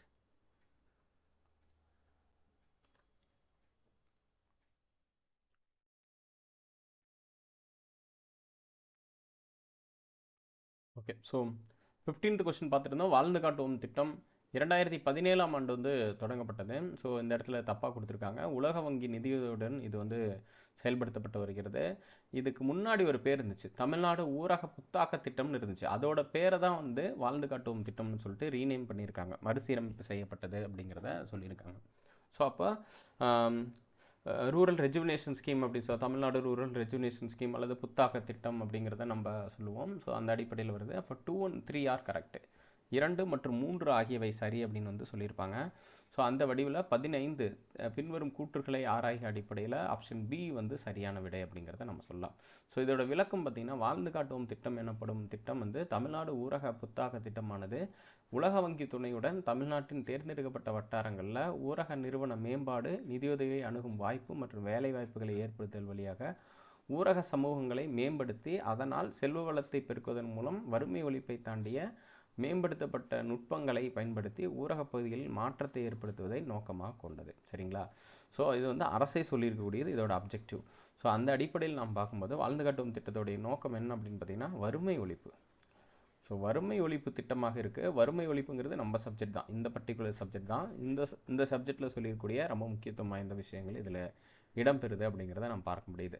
அப்போ தமிழ்நாட்டில் இருக்கும் பழங்குடியின மக்களின் பிரிவுகள்லேருந்து எத்தனை அப்படின்னு சொல்லிட்டு ஒரு கொஸ்டின் கேட்டிருக்காங்க. அடுத்தது இது வந்து டெமோகிராஃபியிலேருந்து வரக்கூடிய கொஸ்டின். ஸோ டெமோகிராஃபி அப்படிங்கிறது மக்கள் தொகை அறிவியல் என்று சொல்லுவாங்க. மக்கள் தொகையிலிருந்து கேட்டிருக்காங்க, தமிழ்நாட்டில் இருக்கும் பழங்குடி மக்களின் பிரிவுகள் எத்தனை அப்படின்னு கேட்டால் தமிழ்நாட்டில் 37 பழங்குடியினர் பிரிவுகள் இருக்காங்க அப்படிங்கிறத அரசு சொல்லுது. இதோடைய விளக்கமாக பார்த்தீங்கன்னா, பழங்குடியினர் ஆராய்ச்சி மையம் நீலகிரி மாவட்டத்தில் இயங்கி வருது. ஸோ இதோடைய நோக்கம் எது பார்த்தீங்கன்னா, தமிழ்நாட்டில் வசிக்கும் 37 வகையான பழங்குடி மக்களின் மொழி கலாச்சாரம் குறித்த ஆய்வை மேற்கொள்வது தான் இதன் அடிப்படை நோக்கம் அப்படின்னு சொல்லிட்டு சொல்லியிருக்காங்க. ஸோ இந்த பர்டிகுலர் கொஸ்டினுக்கான ஆன்சர் வந்து ஆப்ஷன் ஏ 37 என்பது சரியான விடை அப்படிங்கிறத நாம் பார்க்க முடியுது. ஸோ இதற்கு அடுத்ததாக 17வது கொஸ்டின், பின்வரும் கூற்றுகளை ஆராய்க. தமிழ்நாடு புதுரை வண்ணார் நலவாரியம் அமைக்கப்பட்ட ஆண்டு 2009. தமிழ்நாடு பழங்குடியினர் நலவாரியம் அமைக்கப்பட்ட ஆண்டு 2007.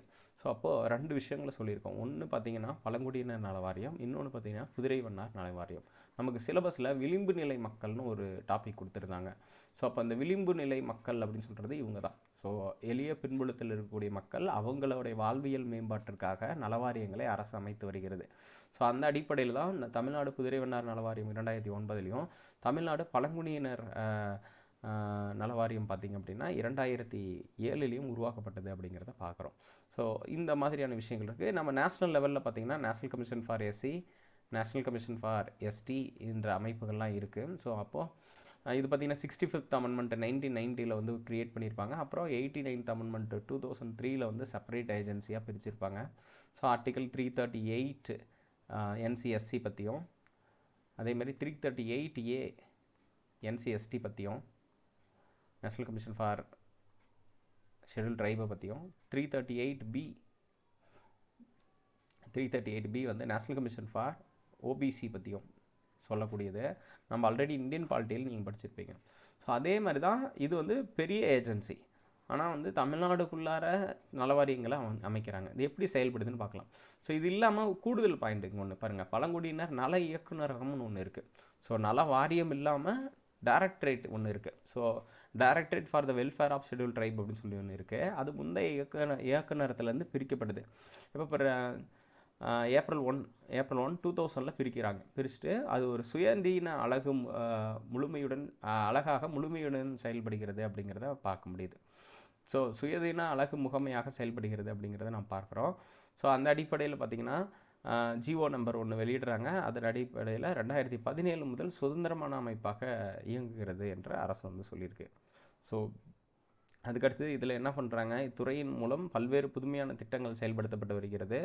மேலும் பழங்குடியினரை சமூக பொருளாதார கல்வி நிலையை மேம்படுத்துதல் இதன் நோக்கமாக அமைகிறது அப்படிங்கிறதெல்லாம் இதில் சொல்லியிருக்கூடிய ரொம்ப முக்கியத்துவம் வாய்ந்த பாயிண்ட்ஸு.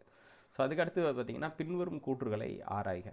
ஸோ பின்வரும் கூற்றுகளை ஆராய்க. அனைத்து கிராம அண்ணா மறுமலர்ச்சி திட்டம் 2006ஆம் ஆண்டு தொடங்கப்பட்டது. ஆண்டுதோறும் தனிநபர் வருமானத்தில் பின்தங்கியுள்ள 5ல் 1 பாக கிராமங்களை தேர்ந்தெடுத்து அவற்றின் உட்கட்டமைப்பு வசதிகளை மேம்படுத்துதல் இத்திட்டத்தின் நோக்கமாகும்.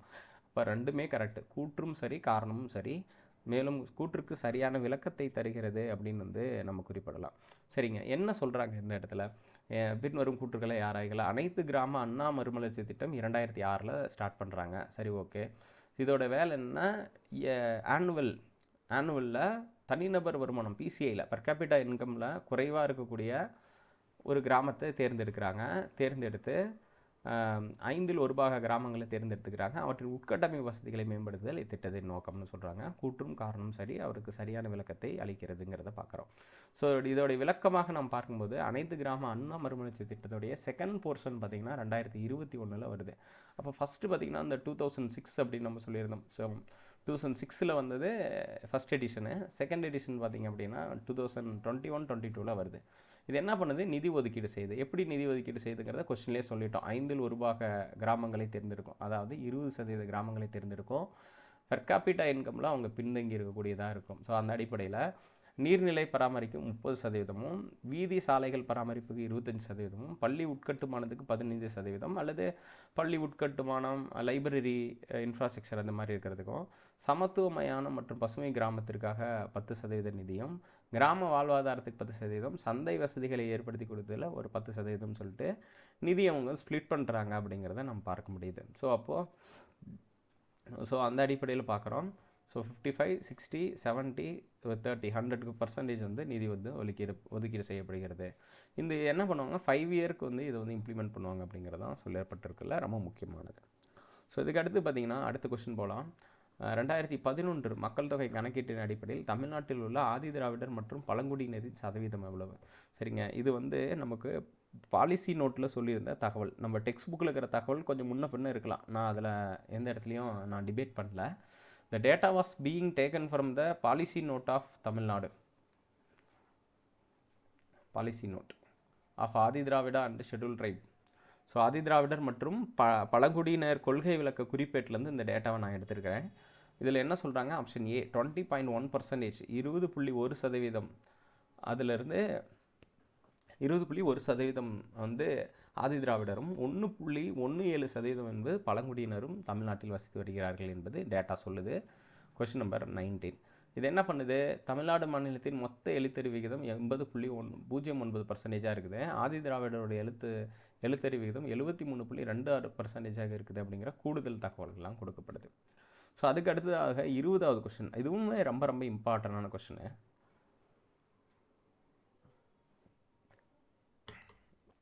Question number 20.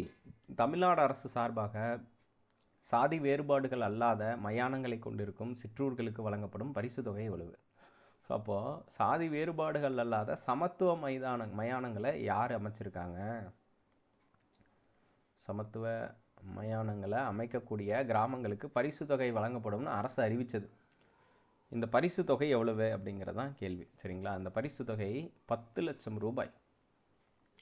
10 லட்சம் ரூபாய். இது வந்து சோசியல் ஹார்மோனியை பேஸ் பண்ணது, சமூக நல்லிணக்கத்தை ஏற்படுத்தக்கூடிய ஒரு திட்டமாக இருக்கட்டும். அப்போ இருக்கிறதுலே ரொம்ப பெரிய பிரச்சனை எதுன்னு கேட்டிங்கன்னா, சாதி ரீதியிலான பாகுபாடுகள். அதில் குறிப்பாக பார்த்திங்கன்னா இறந்தவர்களுக்கு ஒரு இறந்தவர்களுடைய பிணத்தை எடுத்துகிட்டு போகிறது கூட ஒரு வசதி இருக்காது, சாலை வசதி இருக்காது. ஸோ அந்த சாலை வசதினா அங்கே போக்குவரத்தில் பிரச்சனை இருக்கும், இரு தரப்பினருக்கிடையே பிரச்சனை இருக்கும். ஸோ அதெல்லாத்தையும் முடிவு கொண்டு வரணும். அப்போ சமத்துவ மைதானம் தான் ஒரே தீர்வு. அப்போ அரசு என்ன பண்ணுது? எந்தெந்த சிற்றூர் வந்து சமத்துவ மைதானம் வச்சுருக்கோ அவங்களுக்கு 10 லட்சம் ரூபாய் வந்து நிதியுதவி கொடுக்குறாங்க அப்படிங்கிறத சொல்லியிருக்காங்க. இதோட விளக்கம் பாருங்கள். தமிழ்நாட்டில் பல கிராமங்களில் சாதி வேறுபாடுகளற்ற மயானங்கள் பயன்பாட்டில் உள்ளன. இறுதி பயணத்திலும் பிரிவினை இருக்கக்கூடாது என்பதில் மற்றவர்களுக்கு முன்மாதிரியாக விளங்கும் சிற்றூர்களுக்கு ஊக்க பரிசாக 10 லட்சம் ரூபாய் வழங்கப்படும் என்று தமிழ்நாடு அரசு 2021 அறிவித்தது. ஸோ இது வந்து பார்த்திங்கன்னா விளிம்புநிலை மக்கள் மேம்பாடு அடிப்படையில் நம்ம புரிஞ்சுக்கலாம். ஸோ இது வந்து ரொம்ப ஒரு முக்கியமான ஒரு செயல்பாடுங்கிறத பார்க்க முடியுது. நெக்ஸ்ட்டு வந்து பார்த்திங்கன்னா 21வது கொஸ்டின், பின்வரும் கூற்றுகளை ஆராய்க. அயோத்திதாச பண்டிதர் குடியிருப்புகள் மேம்பாட்டு திட்டம் 2023ஆம் ஆண்டு அறிவிக்கப்பட்டது.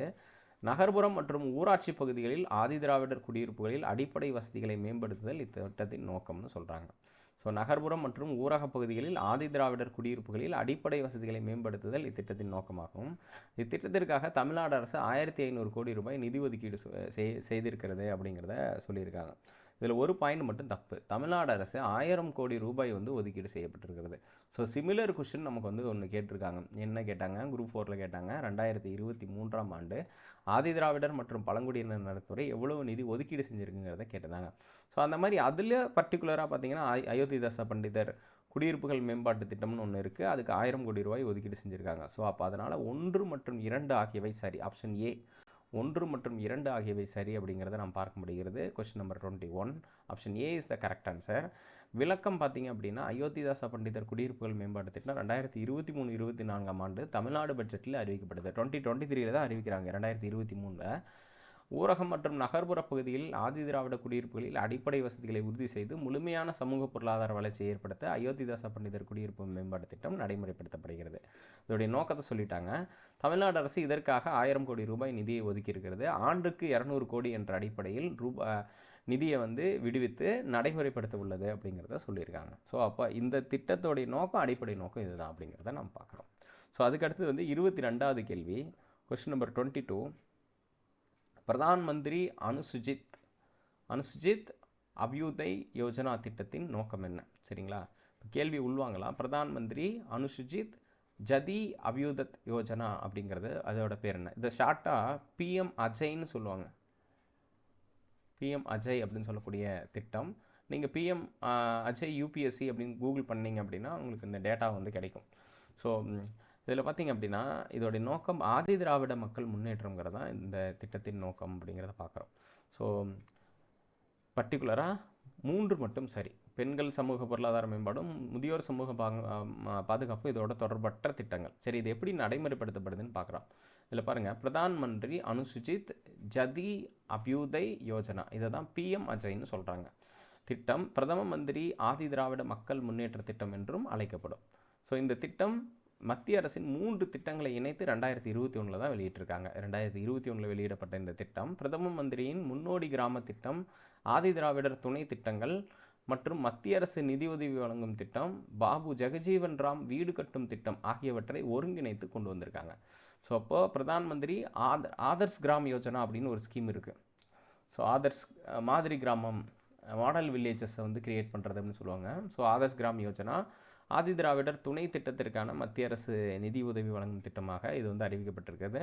ஸோ ஜெகஜீவன் ராம் வீடு கட்டும் திட்டம் ஆகியவற்றை இணைத்து இது வந்து உருவாக்கியிருக்கிறது அப்படிங்கிறத பார்க்க முடியுது. அது மட்டும் இல்லாமல் 40% மேல் ஆதி திராவிடர்கள் வசிக்கும் பகுதிகளில் இந்த திட்டம் நடைமுறைப்படுத்தப்பட உள்ளது அப்படிங்கிறத சொல்கிறாங்க. 40% மேல் ஆதி திராவிடர்கள் வசிக்கும் பகுதிகளில் இது வந்து நடைமுறைக்கு கொண்டு வரும். அப்போ இந்த ஒரு பாயிண்ட் எடுத்துகிட்டு நம்ம வந்து கொஸ்டின் கேட்கலாம். ஸோ பிஎம் அஜய் ஸ்கீம், அதாவது பிரதான் மந்திரி அனுசுஜித் ஜதி அபியுதய் யோஜனா எப்படி எந்த அடிப்படையில் நடைமுறைப்படுத்தப்படும் அப்படிங்கிறத கேட்கலாம். சரிங்களா? ஸோ அதுக்கடுத்து 23வது கேள்வி பாருங்கள். பின்வரும் கூற்றுகளை ஆராய்க. சிவில் உரிமைகள் பாதுகாப்பு சட்டம் 1955ஆம் ஆண்டு இயற்றப்பட்டது அப்படிங்கிறது நாம் பார்க்க முடியுது. சிவில் உரிமைகள் protection of civil rights act, PCR ஆக்ட்னு அதுக்கு பேர். Protection of civil rights act வந்து 1955ஆம் ஆண்டு இயற்றப்பட்டது. பட்டியல் மற்றும் பழங்குடியினர் வன்கொடுமை தடுப்பு சட்டம் பார்த்திங்கன்னா 1989 இயற்றப்பட்டது. சரிங்க, இதெல்லாம் வந்து விளிம்புநிலை மக்களுடைய பாதுகாப்பு சட்டங்கள். இது இயல்பாக வந்து நம்ம கேட்குறது தான். இதில் எந்த ஒரு விஷயமும் கிடையாது. இதில் பாருங்கள், தமிழ்நாடு அரசுடைய வன்கொடுமை தடுப்பு விதிகள் எப்போ ரிலீஸ் ஆயிடுச்சுங்கிறத சொல்லியிருக்காங்க. 1995 வெளியிடப்பட்டது அப்படிங்கிறத குறிப்பிட்றாங்க. ஸோ அப்போது அந்த அடிப்படையில் நாம் பார்க்குறோம். ஸோ வன்கொடுமை தடுப்பு விதிகள் வெளியிடப்பட்ட ஆண்டு 1995 அப்படிங்கிறத கொடுத்துருக்காங்க. ஸோ இப்போ இந்த பர்டிகுலர் கொஸ்டினுக்கான ஆன்சர் வந்து 1 மற்றும் 3 ஆகியவை சரி அப்படிங்கிறத சொல்கிறாங்க. 1 மற்றும் 3 ஆகியவை சரி. ஏன் அப்படின்னு கேட்டால் இந்திய அரசியலமைப்பு சட்டம் இந்த இடத்துல பாருங்கள்,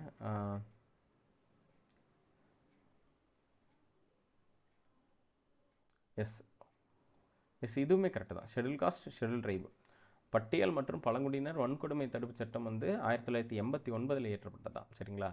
ஸோ அந்த அடிப்படையில் பார்க்குறோம். இந்த வன்கொடுமை தடுப்பு விதிகள் வந்து 1995 தான் வெளியிட்டாங்க. அது இருக்கும். அப்போ 1, 2, 3 ஆகியவை சரி அப்படிங்கிற அடிப்படையில் நம்ம வச்சுக்கலாம். ஸோ சிவில் உரிமைகள் பாதுகாப்பு சட்டம் வந்து 1955 தான் உருவாக்கப்படுது. அப்போ இந்த அடிப்படையில் பாருங்கள், அரசியலமைப்பு சட்டம் விதி 17 தீண்டாமை ஒழித்தல் பற்றி குறிப்பிடுகிறது அப்படிங்கிறத பார்க்குறாங்க. ஸோ அப்போ தீண்டாமை ஒழித்தல் பற்றி குறிப்பிடக்கூடிய விதி வந்து 17 அப்படிங்கிறத சொல்கிறோம். Next question number 24. தமிழ்நாட்டில் அனைத்து மாவட்டங்களிலும் நடத்தப்படும் மனிதநேய வார விழாவின் நோக்கம் என்ன? மனிதநேய வார விழாவுடைய நோக்கம் என்ன அப்படின்னு வந்து ஒரு கொஸ்டின் வந்து கேட்டிருக்காங்க. ஸோ இதோடைய நோக்கம் வந்து ஆப்ஷன் டி, தீண்டாமை ஒழிப்பு பிரச்சாரம் தான் இதோடைய ரொம்ப முக்கியமான ஒரு நோக்கம் அப்படிங்கிறத நாம் பார்க்க முடியுது. ஆல்ரெடி சொல்லியிருந்தோம், article 17 of the constitution prohibits the untouchability என்று ஆல்ரெடி நமக்கு நல்லா தெரியும்.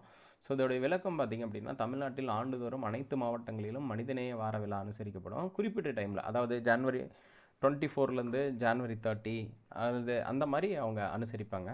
இதன் மிக முக்கியமான நோக்கம் பார்த்திங்கன்னா தீண்டாமை ஒழிப்பு பிரச்சாரம் தான்.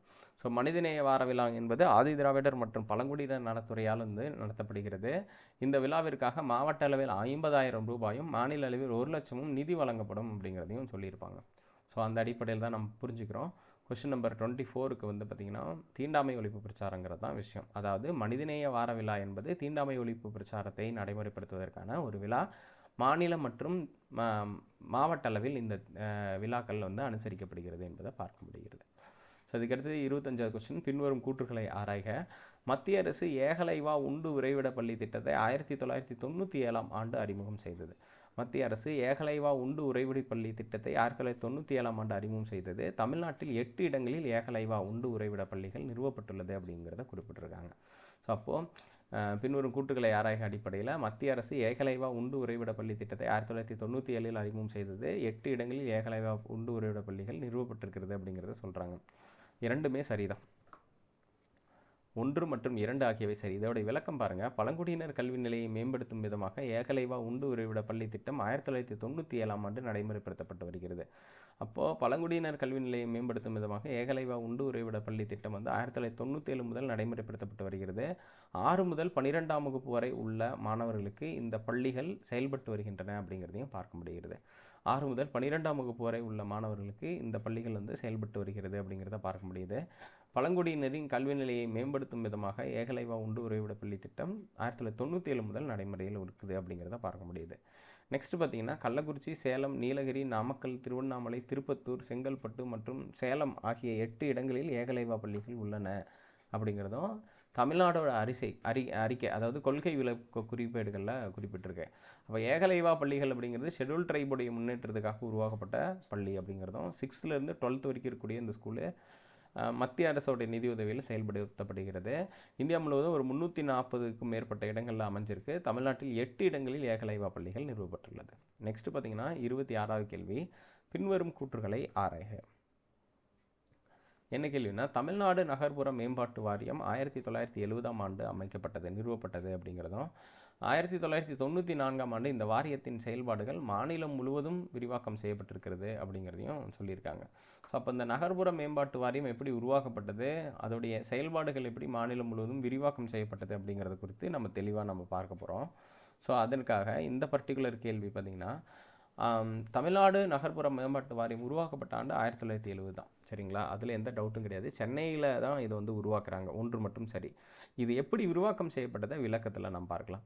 அதாவது தமிழ்நாடு நகர்ப்புற வாழ்விட மேம்பாட்டு வாரியம் 1970ஆம் ஆண்டு செப்டம்பர் மாதம் துவங்கப்பட்டு பல்வேறு திட்டங்களின் வழியாக வீட்டு வசதி, குடிசை பகுதி மேம்பாடு, மறுவாழ்வு, மறுகுடியமர்வு போன்ற திட்டங்களை குடிசை பகுதி வாழ் மக்களின் வாழ்க்கை தரத்தை மேம்படுத்துவதற்காக உருவாக்கப்பட்டுள்ளது.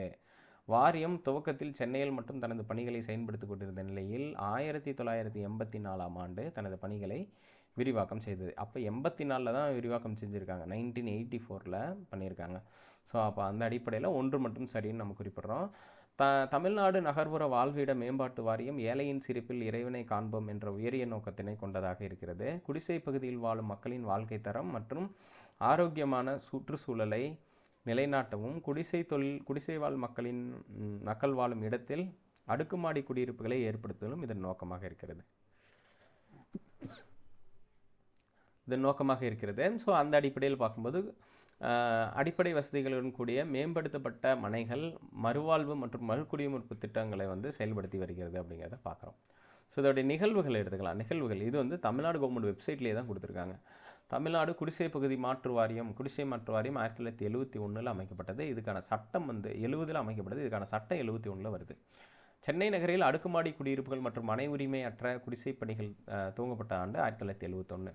சென்னை மனை உரிமைத்துடன் கூடிய குடிசை பகுதி மேம்பாட்டு திட்டம் 77ல் வருது. அதுக்கு அடுத்தது அடுக்குமாடி குடியிருப்புகள் மற்றும் மனை உரிமையற்ற குடிசை மேம்பாட்டு பணிகள் பார்த்திங்கன்னா 84க்கு விரிவாக்கம் செய்யப்படுது. 85ல் பெருமளவிலான ஓடு வீடுகள் அமைக்கும் திட்டம் செயலாக்கம் செய்யப்பட்டது. 87ல் பார்த்திங்கன்னா சென்னை மற்றும் இதர நகரங்களில் மனை உரிமத்துடன் கூடிய குடிசை பகுதி மேம்பாடும் நகர்ப்புற சீரமைப்பு திட்டம் 1992லையும் 1995 நிதிக்குழு மானியங்கள் அடிப்படையில் இதர நிதி மறுவாழ்வு மற்றும் மறுகுடியமைப்பு திட்டங்கள்லாம் நடைமுறைப்படுத்துகிறாங்க. 2008 ஜவஹர்லால் நேரு தேசிய நகர்ப்புற புனரமைப்பு திட்டத்தின் அடிப்படையில் மறுகுடியமைப்பு திட்டத்தின் விரிவாக்கம் நடைபெறுகிறது. 2012 தொலைநோக்கு திட்டம் அடிப்படையில் 2023 குடிசைகளற்ற நகரங்களாக நம்ம உருவாக்கணும்னு சொல்லி ஒரு டார்கெட் வச்சுருந்தாங்க. சரி, 2012 உருவாக்கியிருந்தாங்க. 2015 குடிசைகளற்ற நகரங்கள் இலக்கை அனைவருக்கும் வீட்டு வசதி திட்டம் ஆகியவெல்லாம் அறிமுகம் செய்யப்பட்டது அப்படிங்கிறத இதை வந்து கொண்டு வராங்க. ஸோ இது வந்து இதோட எக்ஸ்ட்ரா பாயிண்ட்ஸ் அப்படின்னு நம்ம புரிஞ்சுக்கலாம்.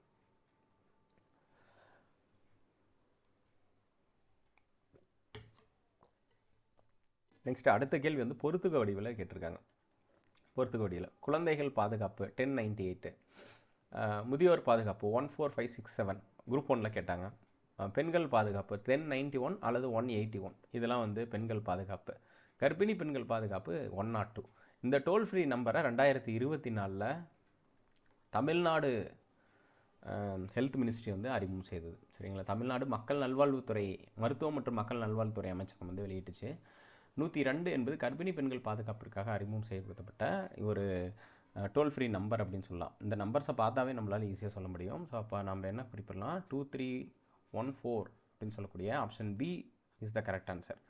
சரி, 2341, yes 2341, option C is the correct answer. Option C is the correct answer.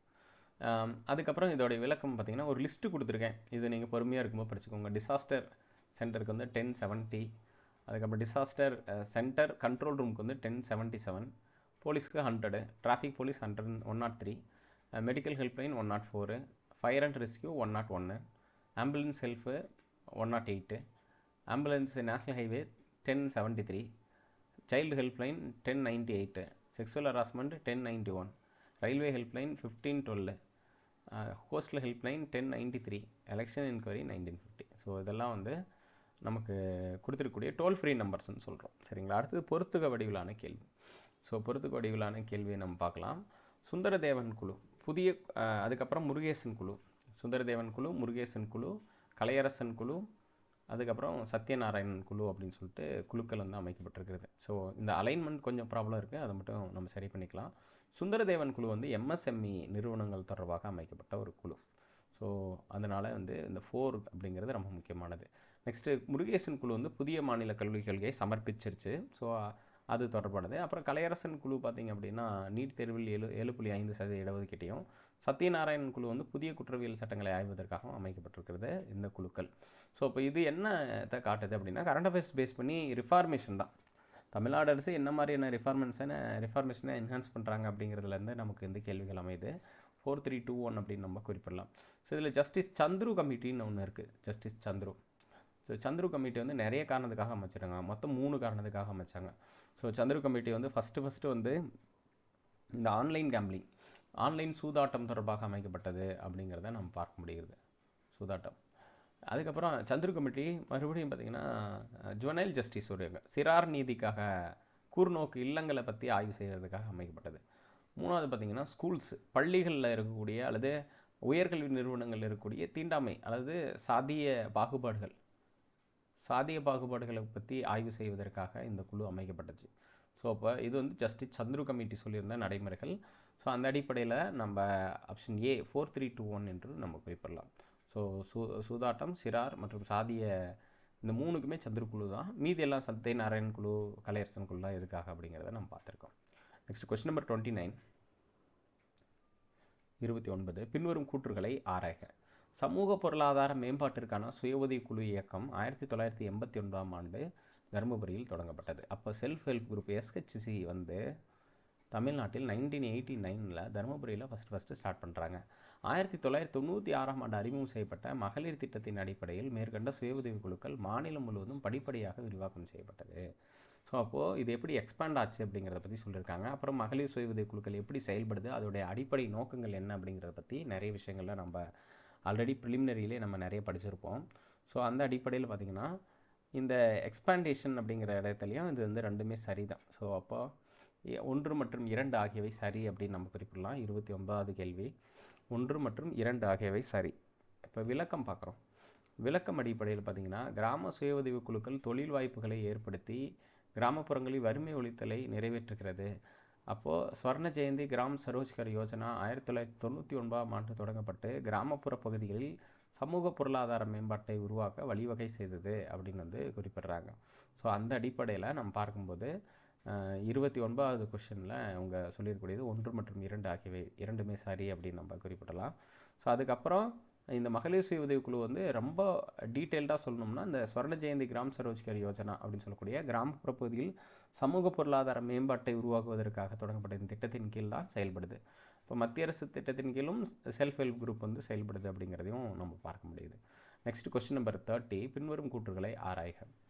இது வந்து சுகாதாரம் பிரிவிலிருந்து நம்ம எடுத்திருக்கோம். நிக்ஷய் போஜன் திட்டம் வந்து 2018ஆம் ஆண்டு அறிமுகம் செய்யப்பட்டது அப்படின்னு வந்து கொடுத்துருக்காங்க. ஸோ அப்போது நிக்ஷய் மித்ரா திட்டம் வந்து 2021 காலகட்டங்களில் அறிமுகம் செய்யப்பட்டது அப்படிங்கிறத நான் 22 சரிங்களா அந்த காலகட்டங்களில் நிக்ஷய் மித்ரா திட்டம் வந்து அறிமுகம் செய்யப்பட்டது. 2022 வந்து அறிமுகம் செய்கிறாங்க. ஸோ இப்போ இதில் 2022 அறிமுகம் செய்யப்பட்டதுன்னு இந்த இடத்துல நம்ம சேஞ்ச் பண்ணிக்கலாம். ஸோ இது இந்த இடத்துல ஒரு சின்ன எரர் இருக்குது. அதுக்கப்புறம் காசநோய் இல்லாத தமிழ்நாடு இலக்கு 2030ஆம் ஆண்டு அறிமுகம் செய்யப்பட்டதுன்னு சொல்லியிருக்காங்க. ஸோ ஆக்சுவலி வந்து 1 மற்றும் 2 ஆகியவை சரி. 2022 அதை மாற்றிட்டோமா அந்த காசநோய் இல்லாத தமிழ்நாடு என்ற இலக்கு வந்து பார்த்திங்கன்னா இது வந்து 2015 நமக்கு 2025 ஆக்சுவலி இது வந்து இந்தியாவுக்காக இதை மாற்றி அமைக்கிறோம் பாருங்கள். பிரதான் மந்திரி டிபி முக்த் பாரத் அபியான் திட்டம் வந்து செப்டம்பர் 9, 2022 அறிமுகம் செய்கிறாங்க. டிபி முக்துனா காசநோய் இல்லாத இந்தியாவை உருவாக்குதல் இந்த திட்டத்தின் நோக்கம். ஸோ அதன் அடிப்படையில் தான் நிக்ஷய் போஜன் யோஜனா திட்டம் 2018 ஆல்ரெடி அது வந்து இயங்கிட்டு இருக்கு. டிபி பாதிக்கப்பட்டவர்களுக்கு 500 rupees நிதி வந்து கொடுக்கறது அப்படிங்கிறத அடிப்படையில் 6 மாதங்களுக்கு வழங்கப்படும். அப்புறம் நிக்ஷய் மித்ரா திட்டம் வந்து ஸ்பான்சர்ஷிப் கொடுக்கும். அப்புறம் காசநோய் கட்டுப்பாட்டு திட்டம் 1962 உருவாக்கப்பட்டது. காசநோய் தினம் பார்த்திங்க அப்படின்னா மார்ச் 24 அனுசரிக்கப்படுகிறது அப்படிங்கிறத நம்ம பார்க்க முடியுது. ஸோ இதெல்லாம் காசநோய் தொடர்பாக இருக்கக்கூடிய நடைமுறைகள் அப்படிங்கிறதும் ஆக்சுவலாக இந்த இடத்துல வந்து இந்தியான்னு வரணும் சரிங்களா. காசநோய் இல்லாத இந்தியா இலக்கு 2030 அப்படிங்கிறத நம்ம சொல்லலாம். ஸோ இதுதான் வந்து இந்த பர்டிகுலர் கொஸ்டினுக்கான explanation. Next question number 31 Nirbhaya நிதி திட்டம் 2013ஆம் ஆண்டு அறிமுகம் செய்யப்பட்டது. நிர்பயா நிதி திட்டம் மூலம் தமிழ்நாடு அரசு 500 பேருந்துகளில் சிசிடிவி மற்றும் பேனிக் பட்டன் ஆகிய வசதிகளை ஏற்படுத்தி இருக்கிறது அப்படிங்கிறத பார்க்க முடியுது. ஸோ இது வந்து தமிழ்நாடு அரசுடைய செயல்பாடுகள். அப்போ மத்திய அரசு மற்றும் தமிழ்நாடு அரசு எப்படி இணைந்து பெண்கள் பாதுகாப்பை உறுதி செய்கிறது அப்படிங்கிறத நம்ம பார்க்கக்கூடியதாக இருக்கும். ஸோ அந்த அடிப்படையில் பார்க்கும்போது 1 மற்றும் 2 ஆகியவை சரி, ரெண்டுமே சரிதான்.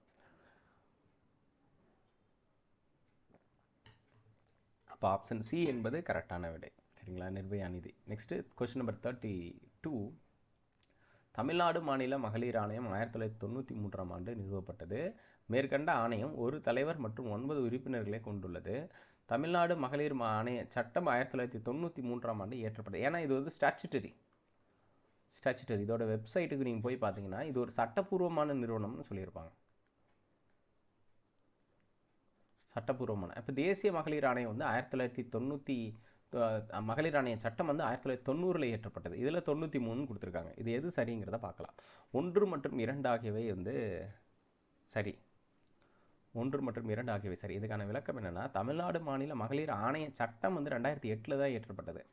நிறுவனமாக 1993 உருவாக்கப்பட்டிருந்தாலும் இதற்கான சட்டப்பூர்வ அந்தஸ்து வந்து 2008 தான் உருவாக்கப்பட்டது. ஸோ இதன் அடிப்படையில் தான் மகளிர் ஆணையத்தில் ஒரு தலைவர் மற்றும் 9 உறுப்பினர்கள் நியமிக்கப்பட்டிருக்கிறாங்க. அவங்களோட நியமனங்களில் அவங்க சொல்லியிருக்கக்கூடிய டைமென்ஷன்ஸை பற்றி சொல்லியிருப்பாங்க. இப்போ மகளிர் ஆணையத்துடைய செயல்பாடுகள் எடுத்துக்கிட்டிங்கன்னு வச்சுக்கோங்க. அரசியலமைப்பின் கீழ் வாங்கப்பட்டுள்ள விதிகள் மற்றும் பாதுகாப்புகளை பின்பற்றுதல், பெண்களுக்கான சட்டங்களை ஆய்வு செய்தல் என்பது இதன் நோக்கம். பெண்களுக்கான பாதுகாப்பு நடவடிக்கைகளை பல்வேறு நிறுவனங்கள் திறம்பட செயல்படுத்தாத போது புகார் தெரிவித்தல், பெண்களுக்கு நீதி வழங்க இயலாத போது சட்ட விதிகளில் திருத்தங்களை பரிந்துரைத்தல், பெண்கள் உரிமை மீறல் தொடர்பான பிரச்சனைகளை சுட்டிக்காட்டுதல் போன்றவை இதில் சொல்லியிருக்காங்க. ஸோ இது வந்து ரொம்ப முக்கியமானதாக இருக்குது. நெக்ஸ்ட்டு பார்த்தீங்கன்னா 33 பின்வரும் கூற்றுகளை ஆராய்க அப்படிங்கிறத பார்க்குறோம். நித்தி ஆயோக் அமைப்பு வெளியிட்ட நீடித்த நிலையான மேம்பாட்டு இலக்குகள் அறிக்கை 2023 தமிழ்நாடு பார்த்திங்கன்னா முதலிடத்தை பெற்றுள்ளது அப்படிங்கிறத நம்ம பார்க்க முடியுது. ஸோ இது வந்து ரொம்ப ஒரு இம்பேக்ட்ஃபுல்லான ஒரு முக்கியமான விஷயம் அப்படிங்கிறத பார்க்கலாம். என்ன சொல்கிறாங்க, நித்தி ஆயோக் அமைப்பு வெளியிட்ட நீடித்த நிலையான மேம்பாட்டு வளர்ச்சி இலக்குகள் அடிப்படையில் தமிழ்நாடு அரசு 3வது இடத்தை பெற்றுள்ளது. இது வந்து 2024 வந்திருந்த ரொம்ப முக்கியமான ஒரு ரிப்போர்ட், எஸ்டிஜி ரிப்போர்ட்னு சொல்லுவாங்க, சஸ்டைனபிள் டெவலப்மெண்ட் கோல்ஸ் ரிப்போர்ட் அப்படின்னு வந்து சொல்லுவாங்க. அது மட்டும் இல்லாமல் தமிழ்நாடு மாநிலத்தின் எஸ்டிஜி மதிப்பெண் பார்த்திங்கன்னா 79ஆக இருக்கிறது அப்படிங்கிறத பார்க்க முடியுது. ஸோ தமிழ்நாடு மாநிலத்தின் எஸ்டிஜி மதிப்பெண் என்பது 79ஆக அமைந்திருக்கிறது அப்படிங்கிறத நம்ம பார்க்க முடியுது. சரிங்களா, இது ரெண்டில் எது வந்து சரி அப்படிங்கிறத நம்ம பார்க்கலாம். ஃபஸ்ட்டு பாருங்கள், இந்த எஸ்டிஜி ரிப்போர்ட்டில் தமிழ்நாட்டுடைய ஸ்கோர் 78, அதனால் 1 மட்டும் சரி. 3வது இடத்துல இருக்கிறது உண்மைதான். ஸோ அப்போ நித்தி ஆயோக் தரவுகளின்படி பார்த்திங்கன்னா கேரளா 79 அப்படிங்கிற ஸ்கோருடன் முதலிடத்திலும், உத்தரகாண்டும் 79ங்கிற ஸ்கோருடன் முதலிடத்துலையும், அதுக்கடுத்து தமிழ்நாடு பார்த்திங்கன்னா 78 புள்ளிகளுடன் 3வது இடத்திலும் உள்ளது அப்படிங்கிறத சொல்கிறாங்க. குறிப்பாக வறுமை ஒழிப்பில் 92 மதிப்பெண் பெற்று தமிழ்நாடு முதலிடம் வகிக்கிறது. ஸோ இதெல்லாம் வந்து நமக்கு எக்ஸாமுக்கு தேவையான பாயிண்ட்ஸ். ஸோ குறிப்பாக வறுமை ஒழிப்பில் 92 மதிப்பெண் பெற்று மற்ற மாநிலங்களை விட முதலிடம் வகிக்கிறது. பள்ளிகளில் அடிப்படை கட்டமைப்பு வசதிகள் உள்ளிட்ட இலக்குகளில் தமிழ்நாடு முதலிடம் பெற்றிருக்கிறது அப்படிங்கிறதையும் பார்க்க முடிகிறது. அது மட்டும் இல்லாமல் காலநிலை மாற்றத்தை எதிர்கொள்ளும் நடவடிக்கைகளில் 81 புள்ளிகளுடன் 2ஆம் இடம் வந்து வகிக்குது. அதே மாதிரி தரமான கல்வி இலக்கில் 76 புள்ளிகளுடன் 4வது இடத்துல இருக்குது. மொத்தமுள்ள 17 இலக்குகளில் 13 இலக்குகள் வந்து 63 புள்ளிகளுக்கு மேலே பெற்றிருக்கிறாங்க. இந்தியாவின் ஒட்டுமொத்த சராசரியை விட 11 இலக்குகளில் தமிழ்நாடு முன்னிலையில் இருக்குது. அப்போ தேசிய சராசரி 71, தமிழ்நாடு வந்து 78 என்று குறிப்பிடலாம். ஸோ இதெல்லாம் வந்து தமிழ்நாட்டுடைய சாதனைகள் அடிப்படையில் நம்ம புரிஞ்சுக்க வேண்டியது. நித்தி ஆயோக் அமைப்பு வெளியிட்ட நீடித்த நிலையான மேம்பாட்டுகள் இலக்கு அறிக்கை 2023-24 அடிப்படையில் 2023-2024 அடிப்படையில் 3ஆம் இடத்தை வந்து தமிழ்நாடு அரசு பெற்றுள்ளது அப்படிங்கிறத நம்ம பார்க்க முடிகிறது. தமிழ்நாடு மாநிலத்துடைய எஸ்டிஜி மதிப்பெண் 78. அதுக்கடுத்து பிக்மி இணையதளம் ஏற்படுத்தப்பட்டவரதன் நோக்கம் என்ன? ஸோ அப்போ இந்த பிக்மி அப்படிங்கிறத ஃபுல் ஃபார்ம் கொடுத்துருக்காங்க பாருங்கள், pregnancy infant cohort monitoring evaluation. So pregnancy and infant cohort monitoring evaluation அப்படிங்கிறது அதோட நோக்கம். அப்படின்னாவே கர்ப்பிணி பெண்கள் சுகாதாரம் மற்றும் குழந்தை பிறப்பு பற்றிய பதிவுகள் அப்படின்னு நம்ம குறிப்பிடலாம். ஸோ அதை பதிவு செய்யக்கூடிய ஒரு நிறுவனமாக இந்த இணையதளம் வந்து செயல்பட்டு வருகிறது. அது மட்டும் இல்லாமல் நிறைய ரெகுலேஷன் ஆக்டும் நமக்கு இருக்குது. அதாவது மெடிக்கல் டெர்மினேஷன் ஆக்ட், மருத்துவ முறை கருக்கலைப்பு தடை சட்டம் 1971 கொண்டு வந்திருக்காங்க. குழந்தை பாலினம் அறிவித்தல் தடை சட்டம், அதாவது pre conception pre natal diagnostic techniques act 1994 அப்படிங்கிறதும், அதுக்கப்புறம் சரோகசி ஆக்ட் வாடகை தாய் ஒழுங்குமுறை சட்டம் 2021 அப்படிங்கிறதும் கொண்டு வரப்பட்டிருக்கக்கூடிய முக்கியமான திட்டங்கள் அப்படின்னு நம்ம குறிப்பிடலாம். நெக்ஸ்ட்டு சுகம்யா பாரத் அபியான் திட்டம் 2015 வந்து வெளியிடப்பட்டது. இதோடைய நோக்கம் என்ன அப்படிங்கிறது ஆல்ரெடி டிஎன்பிஎஸ்சியில் கேட்டிருக்காங்க. ஸோ சுகம்யா பாரத் திட்டம் அப்படிங்கிற அடிப்படையில் இதோடைய நோக்கம் என்ன அப்படிங்கிறது வந்து நமக்கு எக்ஸாம்பிள் கேட்டிருக்காங்க. சுகம்யா பாரத் அபியான் மொபைல் செயலி 2021 வெளியிடப்பட்டது. சுகம்யா பாரத் அபியான் திட்டம் மாற்றுத்திறனாளிகள் பங்கேற்பு, வளர்ச்சிக்கான அணுகுமுறை, சுதந்திரமான வாழ்க்கை, அனைவரையும் உள்ளடங்கிய வளர்ச்சி ஆகியவற்றை நோக்கமாக கொண்டது அப்படிங்கிறத சொல்கிறாங்க. அப்போது இது என்ன பண்ணுது, 1, 2 மற்றும் 3 ஆகியவை சரி. ஆப்ஷன் டி, பின்வரும் கூற்றுகளை ஆராய்க. 1, 2 மற்றும் 3 ஆகியவை சரி அப்படிங்கிறத நம்ம சொல்லலாம். 3மே சரிதான். சுகம்யா பாரத் அபியான் திட்டம் 2015 தொடங்கப்பட்டது.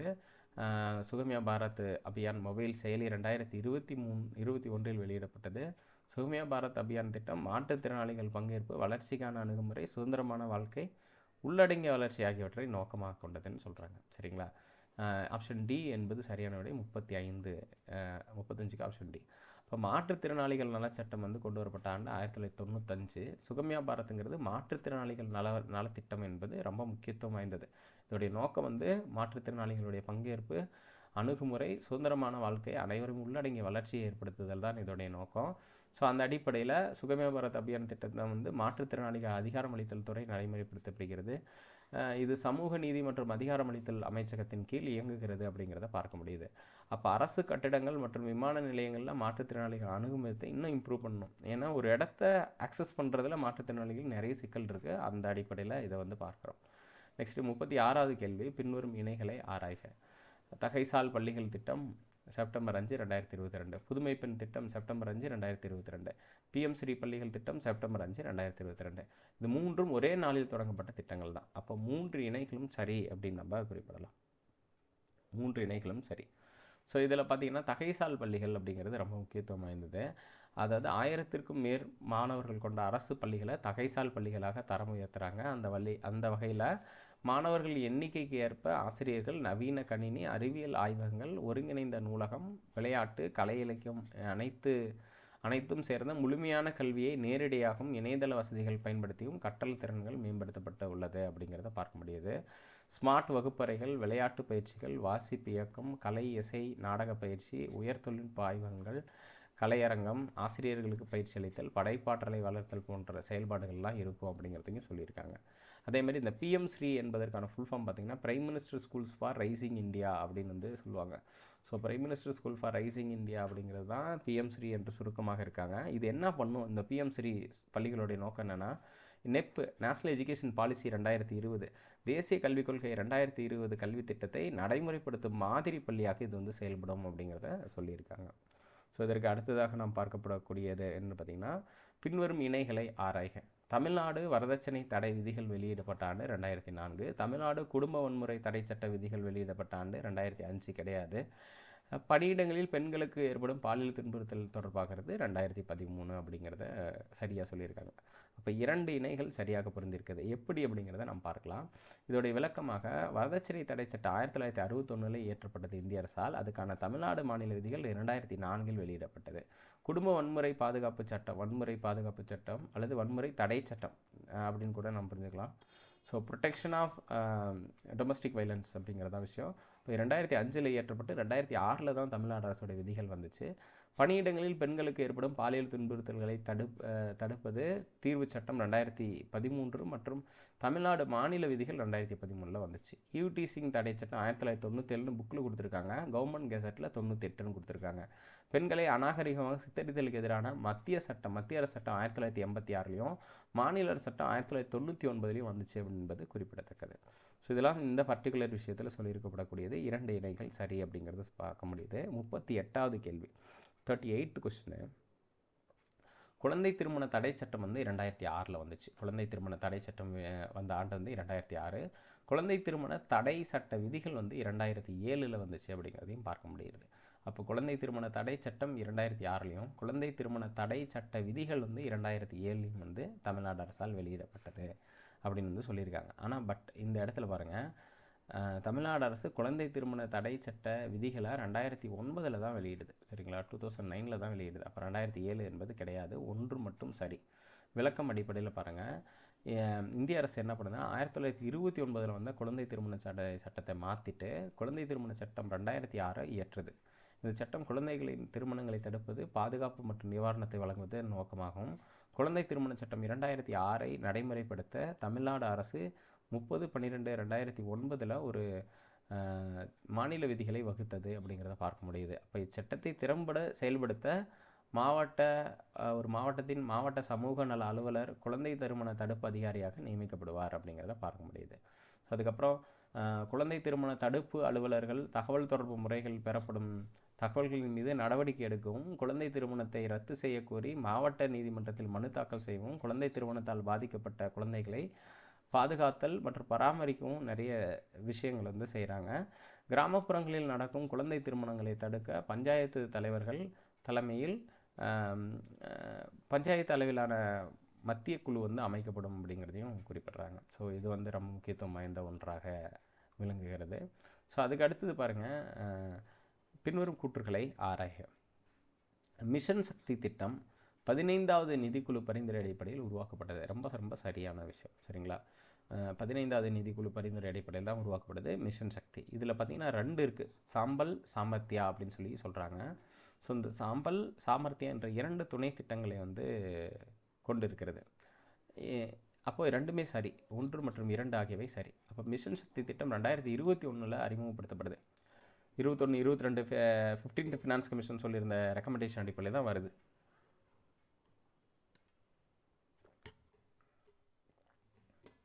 இப்போ சாம்பல் திட்டம், சாமர்த்தியா திட்டம்னு 2 இருக்குது. 2 பார்த்திங்கன்னா பெண்களுடைய மிக முக்கியமான திட்டங்களை வந்து மெர்ஜ் பண்ணிடுச்சு. சாம்பல் திட்டத்தில் வந்து ஒன் ஸ்டாப் சென்டர், ஒரு நிறுத்த மையம், பெண்கள் ஹெல்ப்லைன், பேட்டி பச்சோ பேட்டி பதோ, நாரி அதாலத், இது எல்லாத்தையும் ஒருங்கிணைச்சிட்டாங்க. அதே சாமர்த்தியாவில் பார்த்திங்கன்னா உஜ்வாலா, ஸ்வதார் கிரே, பணிபுரியும் மகளிர் விடுதி, பிரதான் மந்திரி மாத்ரு வந்தனா யோஜனா. ஸோ அப்போ இது எல்லாத்தையும் வந்து ஒருங்கிணைச்சிட்டாங்க அப்படிங்கிறத பார்க்க முடியுது. ஸோ இது வந்து ரொம்ப முக்கியத்துவம் வாய்ந்த ஒரு விஷயம். மிஷன் சக்தி 15வது நிதிக்குழு பரிந்துரை அடிப்படையில் செயல்படுத்தப்பட்டு வருகிறது அப்படிங்கிறத நம்ம பார்க்குறோம். நெக்ஸ்ட்டு 40, தமிழ்நாடு கைம்பெண்கள் மற்றும் ஆதரவற்ற பெண்கள் நலவாரியம் உருவாக்கப்பட்ட ஆண்டு. ஸோ தமிழ்நாடு கைம்பெண்கள் மற்றும் ஆதரவற்ற நலவாரியம் 2022 தான் உருவாக்குறாங்க. So widow and destitute widow welfare board என்று குறிப்பிடுவார்கள். 40 அது வந்து இந்த இடத்துல சொல்லியிருப்பாங்க. ஸோ இந்த மாதிரி வாரியங்களை நம்ம கொஞ்சம் முன்னாடியே பார்த்துருந்தோங்கிறது உங்களுக்கு நினைவில் இருக்கலாம். 41வது கொஸ்டின், கலைஞர் மகளிர் உரிமை தொகை திட்டங்களில் தகுதிகளில் தவறானது எது அப்படின்னு வந்து கேட்குறாங்க. குறைந்தபட்சம் 21 வயது நிரம்பி இருக்கணும், கரெக்டு. ஒரு குடும்பத்தில் ஒரு பெண்ணுக்கு மட்டும்தான் திட்டம் பொருந்துங்கிறது கரெக்டு. ஆண்டு வருமானம் 2.5 லட்சம் தான் இருக்கணும். 5 லட்சம் கொடுத்துருக்காங்க, அது தப்பு. அதுக்கப்புறம் 5 ஏக்கருக்கு குறைவான நன்சை நிலம், 10 ஏக்கருக்கு குறைவான புன்சை நிலம் வச்சுருக்கணும்னு சொல்கிறாங்க. ஸோ அப்போது 3 மற்றும் 4 வந்து தவறு. Option B 3 and 4 are incorrect. அப்போ இவங்க என்ன சொல்லியிருக்காங்க, கலைஞர் மகளிர் உரிமை தொகை திட்டம் தொடங்கப்பட்ட நாள் வந்து செப்டம்பர் 15, 2023. இதோட தகுதிகளில் குறைந்தபட்சம் 21 வயது நிரம்பி இருக்கணும்.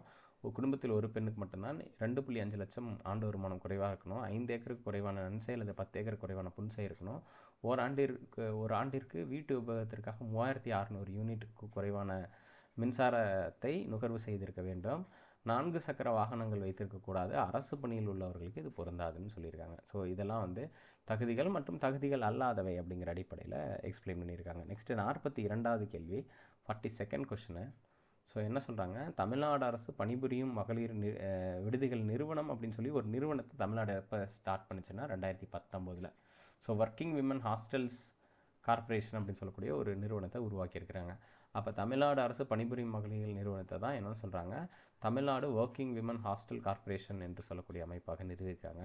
இதை வந்து கம்பெனிஸ் ஆக்ட் 2013 இவங்க பதிவு பண்ணியிருக்காங்க. பதிவு பண்ணி May 9, 2019 நடைமுறைப்படுத்தப்பட்டது. சென்னையில் இருக்கிறவங்க 25,000க்கு மிகாமல் சம்பாதியம் இருந்தால் அல்லது அவங்களோட இன்கம் வந்து 25,000க்குள்ளார இருந்துச்சுன்னா அவங்களுக்கு இந்த அட்மிஷன் கிடைக்கும். சிமிலர்லி அதர் மாவட்டங்களில் 15,000க்கும் குறைவாக சம்பளம் வாங்கும் பெண்களுக்கு இந்த பணிபுரியும் மகளிர் விடுதிகளில் சேர்க்கை நடைபெற துவங்கும் என்று சொல்கிறாங்க.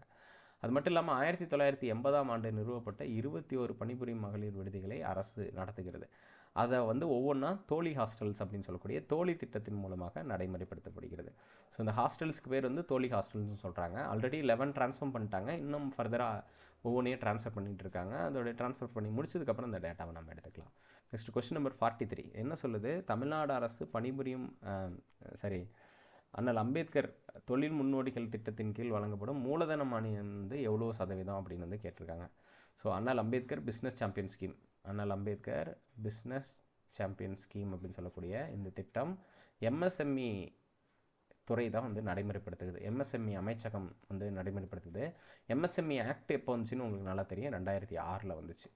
So micro small medium enterprises அப்படின்னு சொல்லக்கூடிய அமைப்பு வந்து உருவாக்கப்படுகிறது. 43 அண்ணல் அம்பேத்கர் தொழில் முன்னோடிகள் திட்டத்தின் கீழ் 35% வந்து மானியம் வந்து வழங்கப்படும் அப்படிங்கிறத சொல்கிறாங்க. அதுக்கான இது பாருங்கள், பட்டியல் பழங்குடியின வகுப்பில் இருந்த தனிநபர்கள் முழுமையாக பட்டியல் பழங்குடியின இனத்தால் சேர்ந்தவர்கள் உடைமை கொண்ட நிறுவனங்கள் மட்டுமே பயன்பெற இயலும்.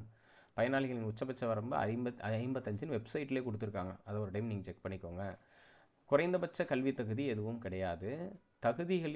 தகுதியுள்ள திட்டங்களில் 35% மூலதன மானியம், உச்சவரம்பு 1.5 கோடி 1.5 crore வரைக்கும் உச்சவரம்பு இருக்குது. ஸோ 35% மூலதன மானியம் வந்து வழங்கப்படும். திட்டத்தொகைக்காக கட்டடம், இயந்திர தளவாடங்கள் மற்றும் கருவிகள், ஆய்வு கருவிகள், அது வந்து மொத்த திட்டத்தொகையில் 20% மிகாமல் இவங்க வந்து வாங்கிக்கலாம். அது மட்டும் இல்லாமல் இந்த திட்டத்தொகையில் 25% கட்டத்தின் மதிப்பு இருக்கணும் அப்படிங்கிறதும், ஆப்ரேஷன் சைக்கிள் செயல்பாட்டு சுழற்சிக்கு தேவைப்படும் நடைமுறை மூலதனங்களை வந்து இயற்கை தளவாடங்கள் கருவிகள் மதிப்பில் 25% வரம்புக்கு கொண்டு வரணும் அப்படிங்கிறத சொல்கிறாங்க. நெக்ஸ்ட்டு திட்ட செயல்பாடுகளுடன் ஒருங்கிணைந்த பகுதியாக அமையும் வாகனங்களின் மதிப்பு கணக்கில் கொள்ளப்படும் அப்படிங்கிறத சொல்லியிருப்பாங்க. அப்புறம் இயந்திர தளவாடங்கள் கருவிகள் பெறப்பட்ட பருவ கடனை திரும்ப செலுத்தும் காலம் முழுவதும் அதிகபட்சம் 10 ஆண்டுகள் 6% வட்டி மானியம் முன்கூட்டியே மக்களுக்கு பணப்பட்டுவாடா செய்யப்படும் அப்படிங்கிறதையும் சொல்லியிருக்காங்க. அதுக்கப்புறம் நடைமுறை மூலதனத்துக்கான பெறப்பட்ட கடனுக்கு அதிகபட்சம் 2 ஆண்டுகள் வரை வட்டி மானியம் கொடுக்கப்படும். இத்திட்டத்தின் கீழ் பயன்பெற்றவர்கள் தமிழ்நாடு அரசின் கட்டுப்பாட்டில் கீழ் இல்லாத அல்லது பிற அரசு நிறுவனங்களில் இல்லாத மானியம் பெற தடை இல்லை. வேறு மானியம் பெற தடை இல்லைன்னு சொல்லியிருக்காங்க. புதிய நிறுவனங்கள் மற்றும் இயங்கும் நிறுவனங்கள் விரிவாக்க முனைப்புகளுக்கு உதவி கோரலாம்னு சொல்கிறாங்க. அதுக்கப்புறம் வேலைவாய்ப்பற்ற இளைஞர் வேலைவாய்ப்பு உருவாக்க திட்டத்தின் கீழாக இந்த திட்டத்தொகை வரம்பு மேற்கண்ட வணிக விற்பனை தொழில்களுக்கு இதை பயன்படுத்தலாம். இதுக்கான இணையதளம் MSME ஆன்லைன் tn.gov.in சொல்லியிருக்காங்க. ஸோ இதெல்லாம் இந்த பர்டிகுலர் ஸ்கீமுக்கான விளக்கங்களாக இருக்கப்படுகிறது. நெக்ஸ்ட் பார்த்திங்க அப்படின்னா டாக்டர் தர்மாம்பாள் நிதி உதவி திட்டம் எதற்கானது? திருமண உதவி திட்டம் கைம்பெண் மறுமணத்துக்கானது. டாக்டர் முத்துலட்சுமி என்பது சாதி மறுப்பு திருமணம். ஈவேரா மணியம்மை என்பது ஆதரவற்ற பெண்கள் திருமணம் அப்படின்னு வந்து சொல்லுவாங்க. ஸோ அப்போது இந்த இடத்துல ஆதரவற்ற பெண்கள்ங்கிறது தப்பு. அப்போ ஏழை விதவை மகள் திருமணம் தான் ஈவேரா மணியம்மை திருமண உதவி திட்டம்னு சொல்லுவாங்க. இப்போ இதே மாதிரி ஒரு கொஸ்டின் வந்து குரூப் 1ல் நமக்கு கேள்விகளாக கேட்டிருந்தாங்க. ஸோ அந்த அடிப்படையில் 2 இணைகள் மட்டுமே சரியாக பொருந்திருக்கிறது 44வது கொஸ்டினுக்கு. இப்போ திட்டத்தோட பேர் பாருங்கள், டாக்டர் முத்துலட்சுமி அப்படின்னா கலைப்பு திருமண நிதியுதவி திட்டம் 68 தொடங்கப்பட்டது. நமக்கு கொள்கை விளக்க குறியீட்டில் 67ன்னு கொடுத்துருக்காங்க. அதனால் அதை கொஞ்சம் கவனமாக பார்த்துக்கோங்க. அதுக்கப்புறம் வந்து தமிழ்நாடு, இதுதான் கவர்மெண்ட் டேட்டா, அது கவர்மெண்ட் டேட்டாவில் சொல்லப்பட்டிருக்கிறது. 68 சொல்லியிருக்காங்க, 67 சொல்லியிருக்காங்க. நெக்ஸ்ட்டு டாக்டர் தர்மாம்பாள் நினைவு விதவை மறுமண நிதியுதவி திட்டம் 1975 தொடங்கப்பட்டது. ஈவேரா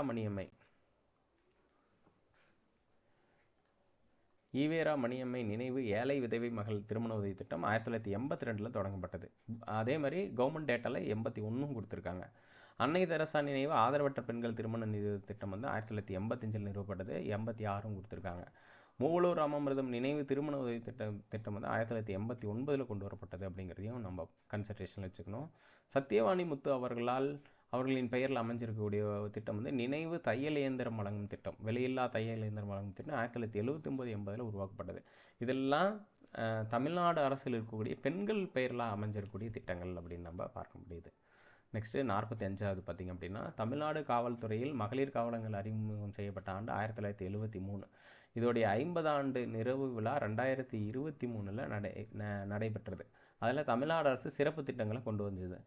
அனைத்து மகளிர் காவல் நிலையங்கள் 1997 ஆண்டு இல்லை 92 அவங்க கொண்டு வந்திருப்பாங்கன்னு நினைக்கிறேன். ஸோ உருவாக்கப்பட்டது. அதுக்கப்புறம் தமிழ்நாடு அரசு ஆண்டுதோறும் தேசிய அளவில் மகளிர் காவல் மாநாட்டை நடத்துவதாக அறிவித்துள்ளது அப்படிங்கிறத சொல்கிறாங்க. 94 அந்த காலகட்டங்களில் தான் வந்துச்சு. ஸோ இதுக்கான ஆன்சர் என்னன்னு பார்த்தீங்கன்னா 1 மற்றும் 3 ஆகியவை சரி, 2வது தப்பு. சரி, இந்த இடத்துல பாருங்கள், தமிழக காவல்துறையில் 1973 முதல் பெண்கள் பணியாற்றி வருகிறார்கள். 2023 காவல்துறைக்கு பொன்விழா, அந்த தமிழக மகளிர் காவல்துறைக்கு பொன்விழா ஆண்டு அப்படின்னு வந்து குறிப்பிட்றாங்க. அப்போ இதன்படி நேரு உள் விளையாட்டு மரங்களை மார்ச் 17 அன்னைக்கு தமிழ்நாடு காவல்துறையில் மகளிர் பொன்விழா ஆண்டு நடைபெற்றது. அங்கே தான் அவள் திட்டத்தை தமிழ்நாடு முதலமைச்சர் தொடங்கி வைத்தார். பெண் காவலர்களுக்கான 9 அறிவிப்புகளை வெளியிட்டார். அதில் ரோல் கால் என்பது வந்து 7 மணிக்கு பதிலாக 8 மணினும், சென்னை மற்றும் மதுரையின் பெண் காவலர்கள் தங்கும் விடுதிகள் அமைக்கப்படும், அனைத்து காவல் நிலையங்களிலும் பெண் காவலர்களுக்கு தனி ஓய்வறை கட்டித்தரப்படும், தேவையான அனைத்து இடங்களிலும் காவல் குழந்தைகள் காப்பகம் அமைக்கப்படும், கலைஞர் காவல் பணி விருது கோப்பை ஆண்டுதோறும் செயல்படுத்தப்படும், பெண் காவலர் குடும்ப சூழ்நிலைக்கு ஏற்ப விடுப்பு மற்றும் பணியிட மாறுதல் வழங்குமாறு அறிவுறுத்தல் வழங்கப்படும், பெண் காவலர்களுக்கு துப்பாக்கி சுடும் போட்டி ஆண்டுதோறும் நடைமுறைப்படுத்தப்படும், பெண் காவலர்களின் பிரச்சனைகளுக்கு தீர்வு காணாமல் காவல்துறையில் பெண்கள் என்ற அடிப்படையில் தேசிய மாநாடு நடைபெறும். அதாவது பெண் காவலர்களுடைய பிரச்சனைகளுக்கு தீர்வு காணும் வகையில் தேசிய மாநாடு வந்து காவல்துறையில் நடைபெறும். பெண் காவலர்களின் நலனுக்காக பணி ஆலோசனை வழிகாட்டுதல் வந்து அமைக்கப்படும்ங்கிறதெல்லாம் இதில் சொல்லியிருக்கக்கூடிய முக்கியத்துவம் வாய்ந்த விஷயங்கள். ஸோ அதுக்கடுத்து 46வது கேள்விக்கு போயிடலாம். 46th question. தமிழ்நாடு அரசு நீதிபதி முன்னாள் நீதிபதி சந்துரு தலைமையிலான குழு ஒன்றை அமைத்துள்ளது. இந்த குழுவின் நோக்கம் சிறார் நீதி சட்டம் 2015 ஆய்வு செய்தது. சரிங்களா? ஸோ குழு ஒன்றை அமைத்ததுன்னு வச்சுக்கலாம், அமைத்துள்ளது முடிஞ்சிருச்சுது. அமைத்தது. இதோடைய நோக்கம் சிறார் நீதி சட்டத்தை பற்றி ஆய்வு செய்தது. சிறார் நீதி சட்டம் வந்து 2015 தான் இருந்துச்சு. 1986 2000ஆம் ஆண்டில் கொண்டு வரப்பட்ட சட்டங்கள்லாம் நீக்கப்பட்டு புது சட்டம் இந்திய பாராளுமன்றத்தால் சிறார் நீதி சட்டம் 2015 வந்துச்சு. சிறார் நீதி விதிகள் தமிழ்நாடு அரசு எப்பொழுது வெளியிடப்பட்டது அப்படிங்கிறத நம்ம பார்க்குறோம். ஸோ அது வந்து 2015 அவங்க 16 வெளியிட்டாங்க. சிறார் நீதி விதிகள் 2024ஆம் ஆண்டு வெளியிடப்பட்டதுங்கிறது தப்பு. ஸோ அப்போ 1 மற்றும் 2 ஆகியவை சரி. நெக்ஸ்ட், தவறாக பொருந்திய இணையை கண்டறிக. வேளாண் ஏற்றுமதி கொள்கை மேம்பாட்டு கொள்கை தமிழ்நாடு டேட்டா பாலிசி 2020 வந்துச்சு. அப்போ இதுதான் வந்து தவறாக பொருந்தியது. 2023 கொடுத்துருக்காங்க. ஏற்றுமதி மேம்பாட்டு கொள்கை வந்து ஏற்றுமதி செயலாக்க கொள்கை 2021, புத்தொழில் புத்தாக்க கொள்கை 2023. ஆனால் இதுக்கு முன்னாடி 2018 வந்துச்சு. அது முடிஞ்சு அடுத்த கொள்கை அறிமுகப்படுத்திட்டாங்க. தமிழ்நாடு குறைகடத்திகள் கொள்கை 2024 வந்துச்சு. ஸோ அதன் அடிப்படையில் நிறைய கொள்கைகளை தமிழ்நாடு அரசு கொண்டு வந்திருக்கிறது. தமிழ்நாடு தொலைத்தொடர்பு உட்கட்டமைப்பு கொள்கை 2022, தமிழ்நாடு தரவு கொள்கை 2022, அதுக்கப்புறம் தரவு மைய கொள்கை வந்து 2021, பிளாக் செயின் பாலிசி 2020, அதுக்கப்புறம் அறம் சார்ந்த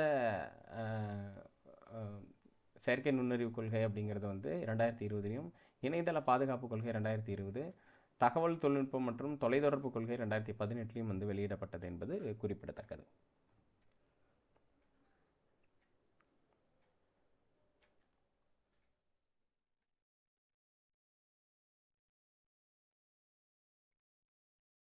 ஓகே, தமிழ்நாடு தரவு மைய கொள்கை 2021 வந்துச்சு. அப்போ இந்த இடத்துல பார்த்தீங்கன்னா 2022 வந்திருக்கணும். 2023 கொடுத்துட்டோம். ஸோ ஆப்ஷன் சி வந்து இன்கரெக்டு.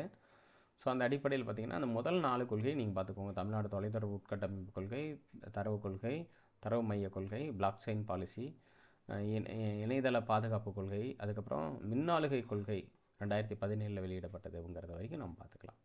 ஸோ அதற்கு அடுத்தது பார்த்திங்க அப்படின்னா கைடன்ஸ் தமிழ்நாடு நிறுவனம்.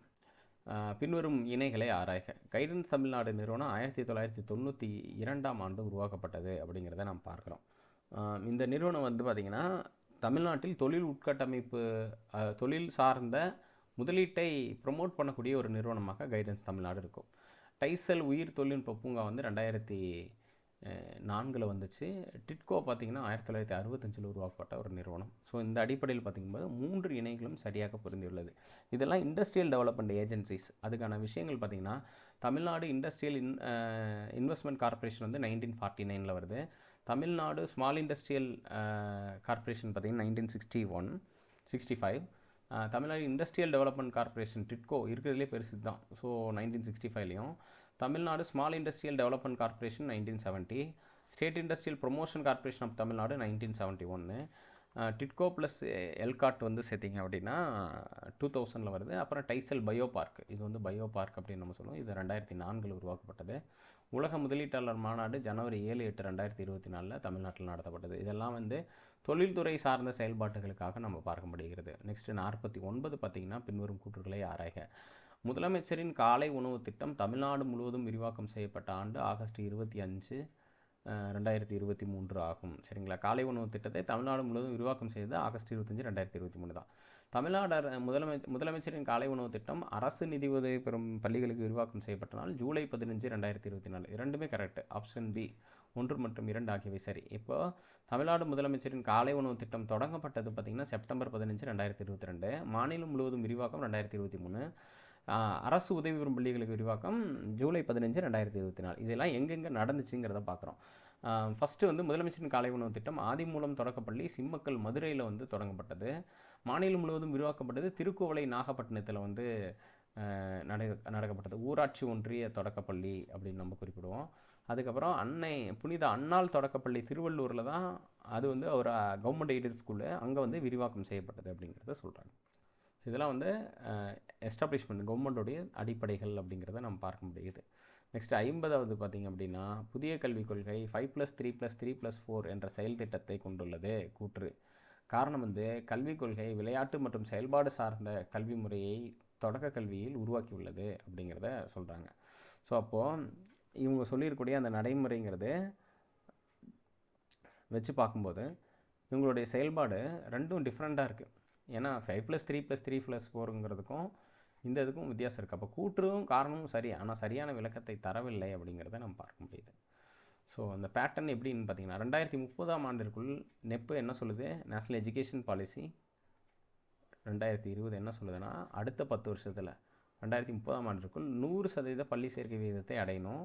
உயர்கல்வி சேர்க்கை இதில் 50% 2035க்குள்ளே அடையணும் அப்படிங்கிறத சொல்கிறாங்க. ஸோ அப்போது அந்த அடிப்படையில் 5 ஆண்டுகள் 3 ஆண்டுகள் 3 ஆண்டுகள் 4 ஆண்டுகள் 4 டிவிஷன் வச்சுருக்காங்க. ஸோ அப்போ அடிப்படை நிலை, தயார் நிலை, நடுநிலை, 2ஆம் நிலைன்னு இருக்குது. அடிப்படை நிலை பார்த்திங்கன்னா அங்கன்வாடி அல்லது ப்ரீகேஜி அந்த மாதிரி இருக்கிறதுல 3 ஆண்டுகள், ஃபஸ்ட் ஸ்டாண்டர்டு செகண்ட் ஸ்டாண்டர்டு சேர்த்து மொத்தம் 5 வருஷம் அங்கே விளையாட்டு மற்றும் செயல்பாடு சார்ந்த கல்வி வழங்கப்படும். அடுத்த 3 ஆண்டு பார்த்திங்க அப்படின்னா 3rd 4th 5th இங்கே இருக்கும். அங்கே வந்து தயார் நிலை, விளையாடு கண்டறிதல் செயல்பாடு மற்றும் உரையாடல் முறை கல்வி வழங்கப்படும்.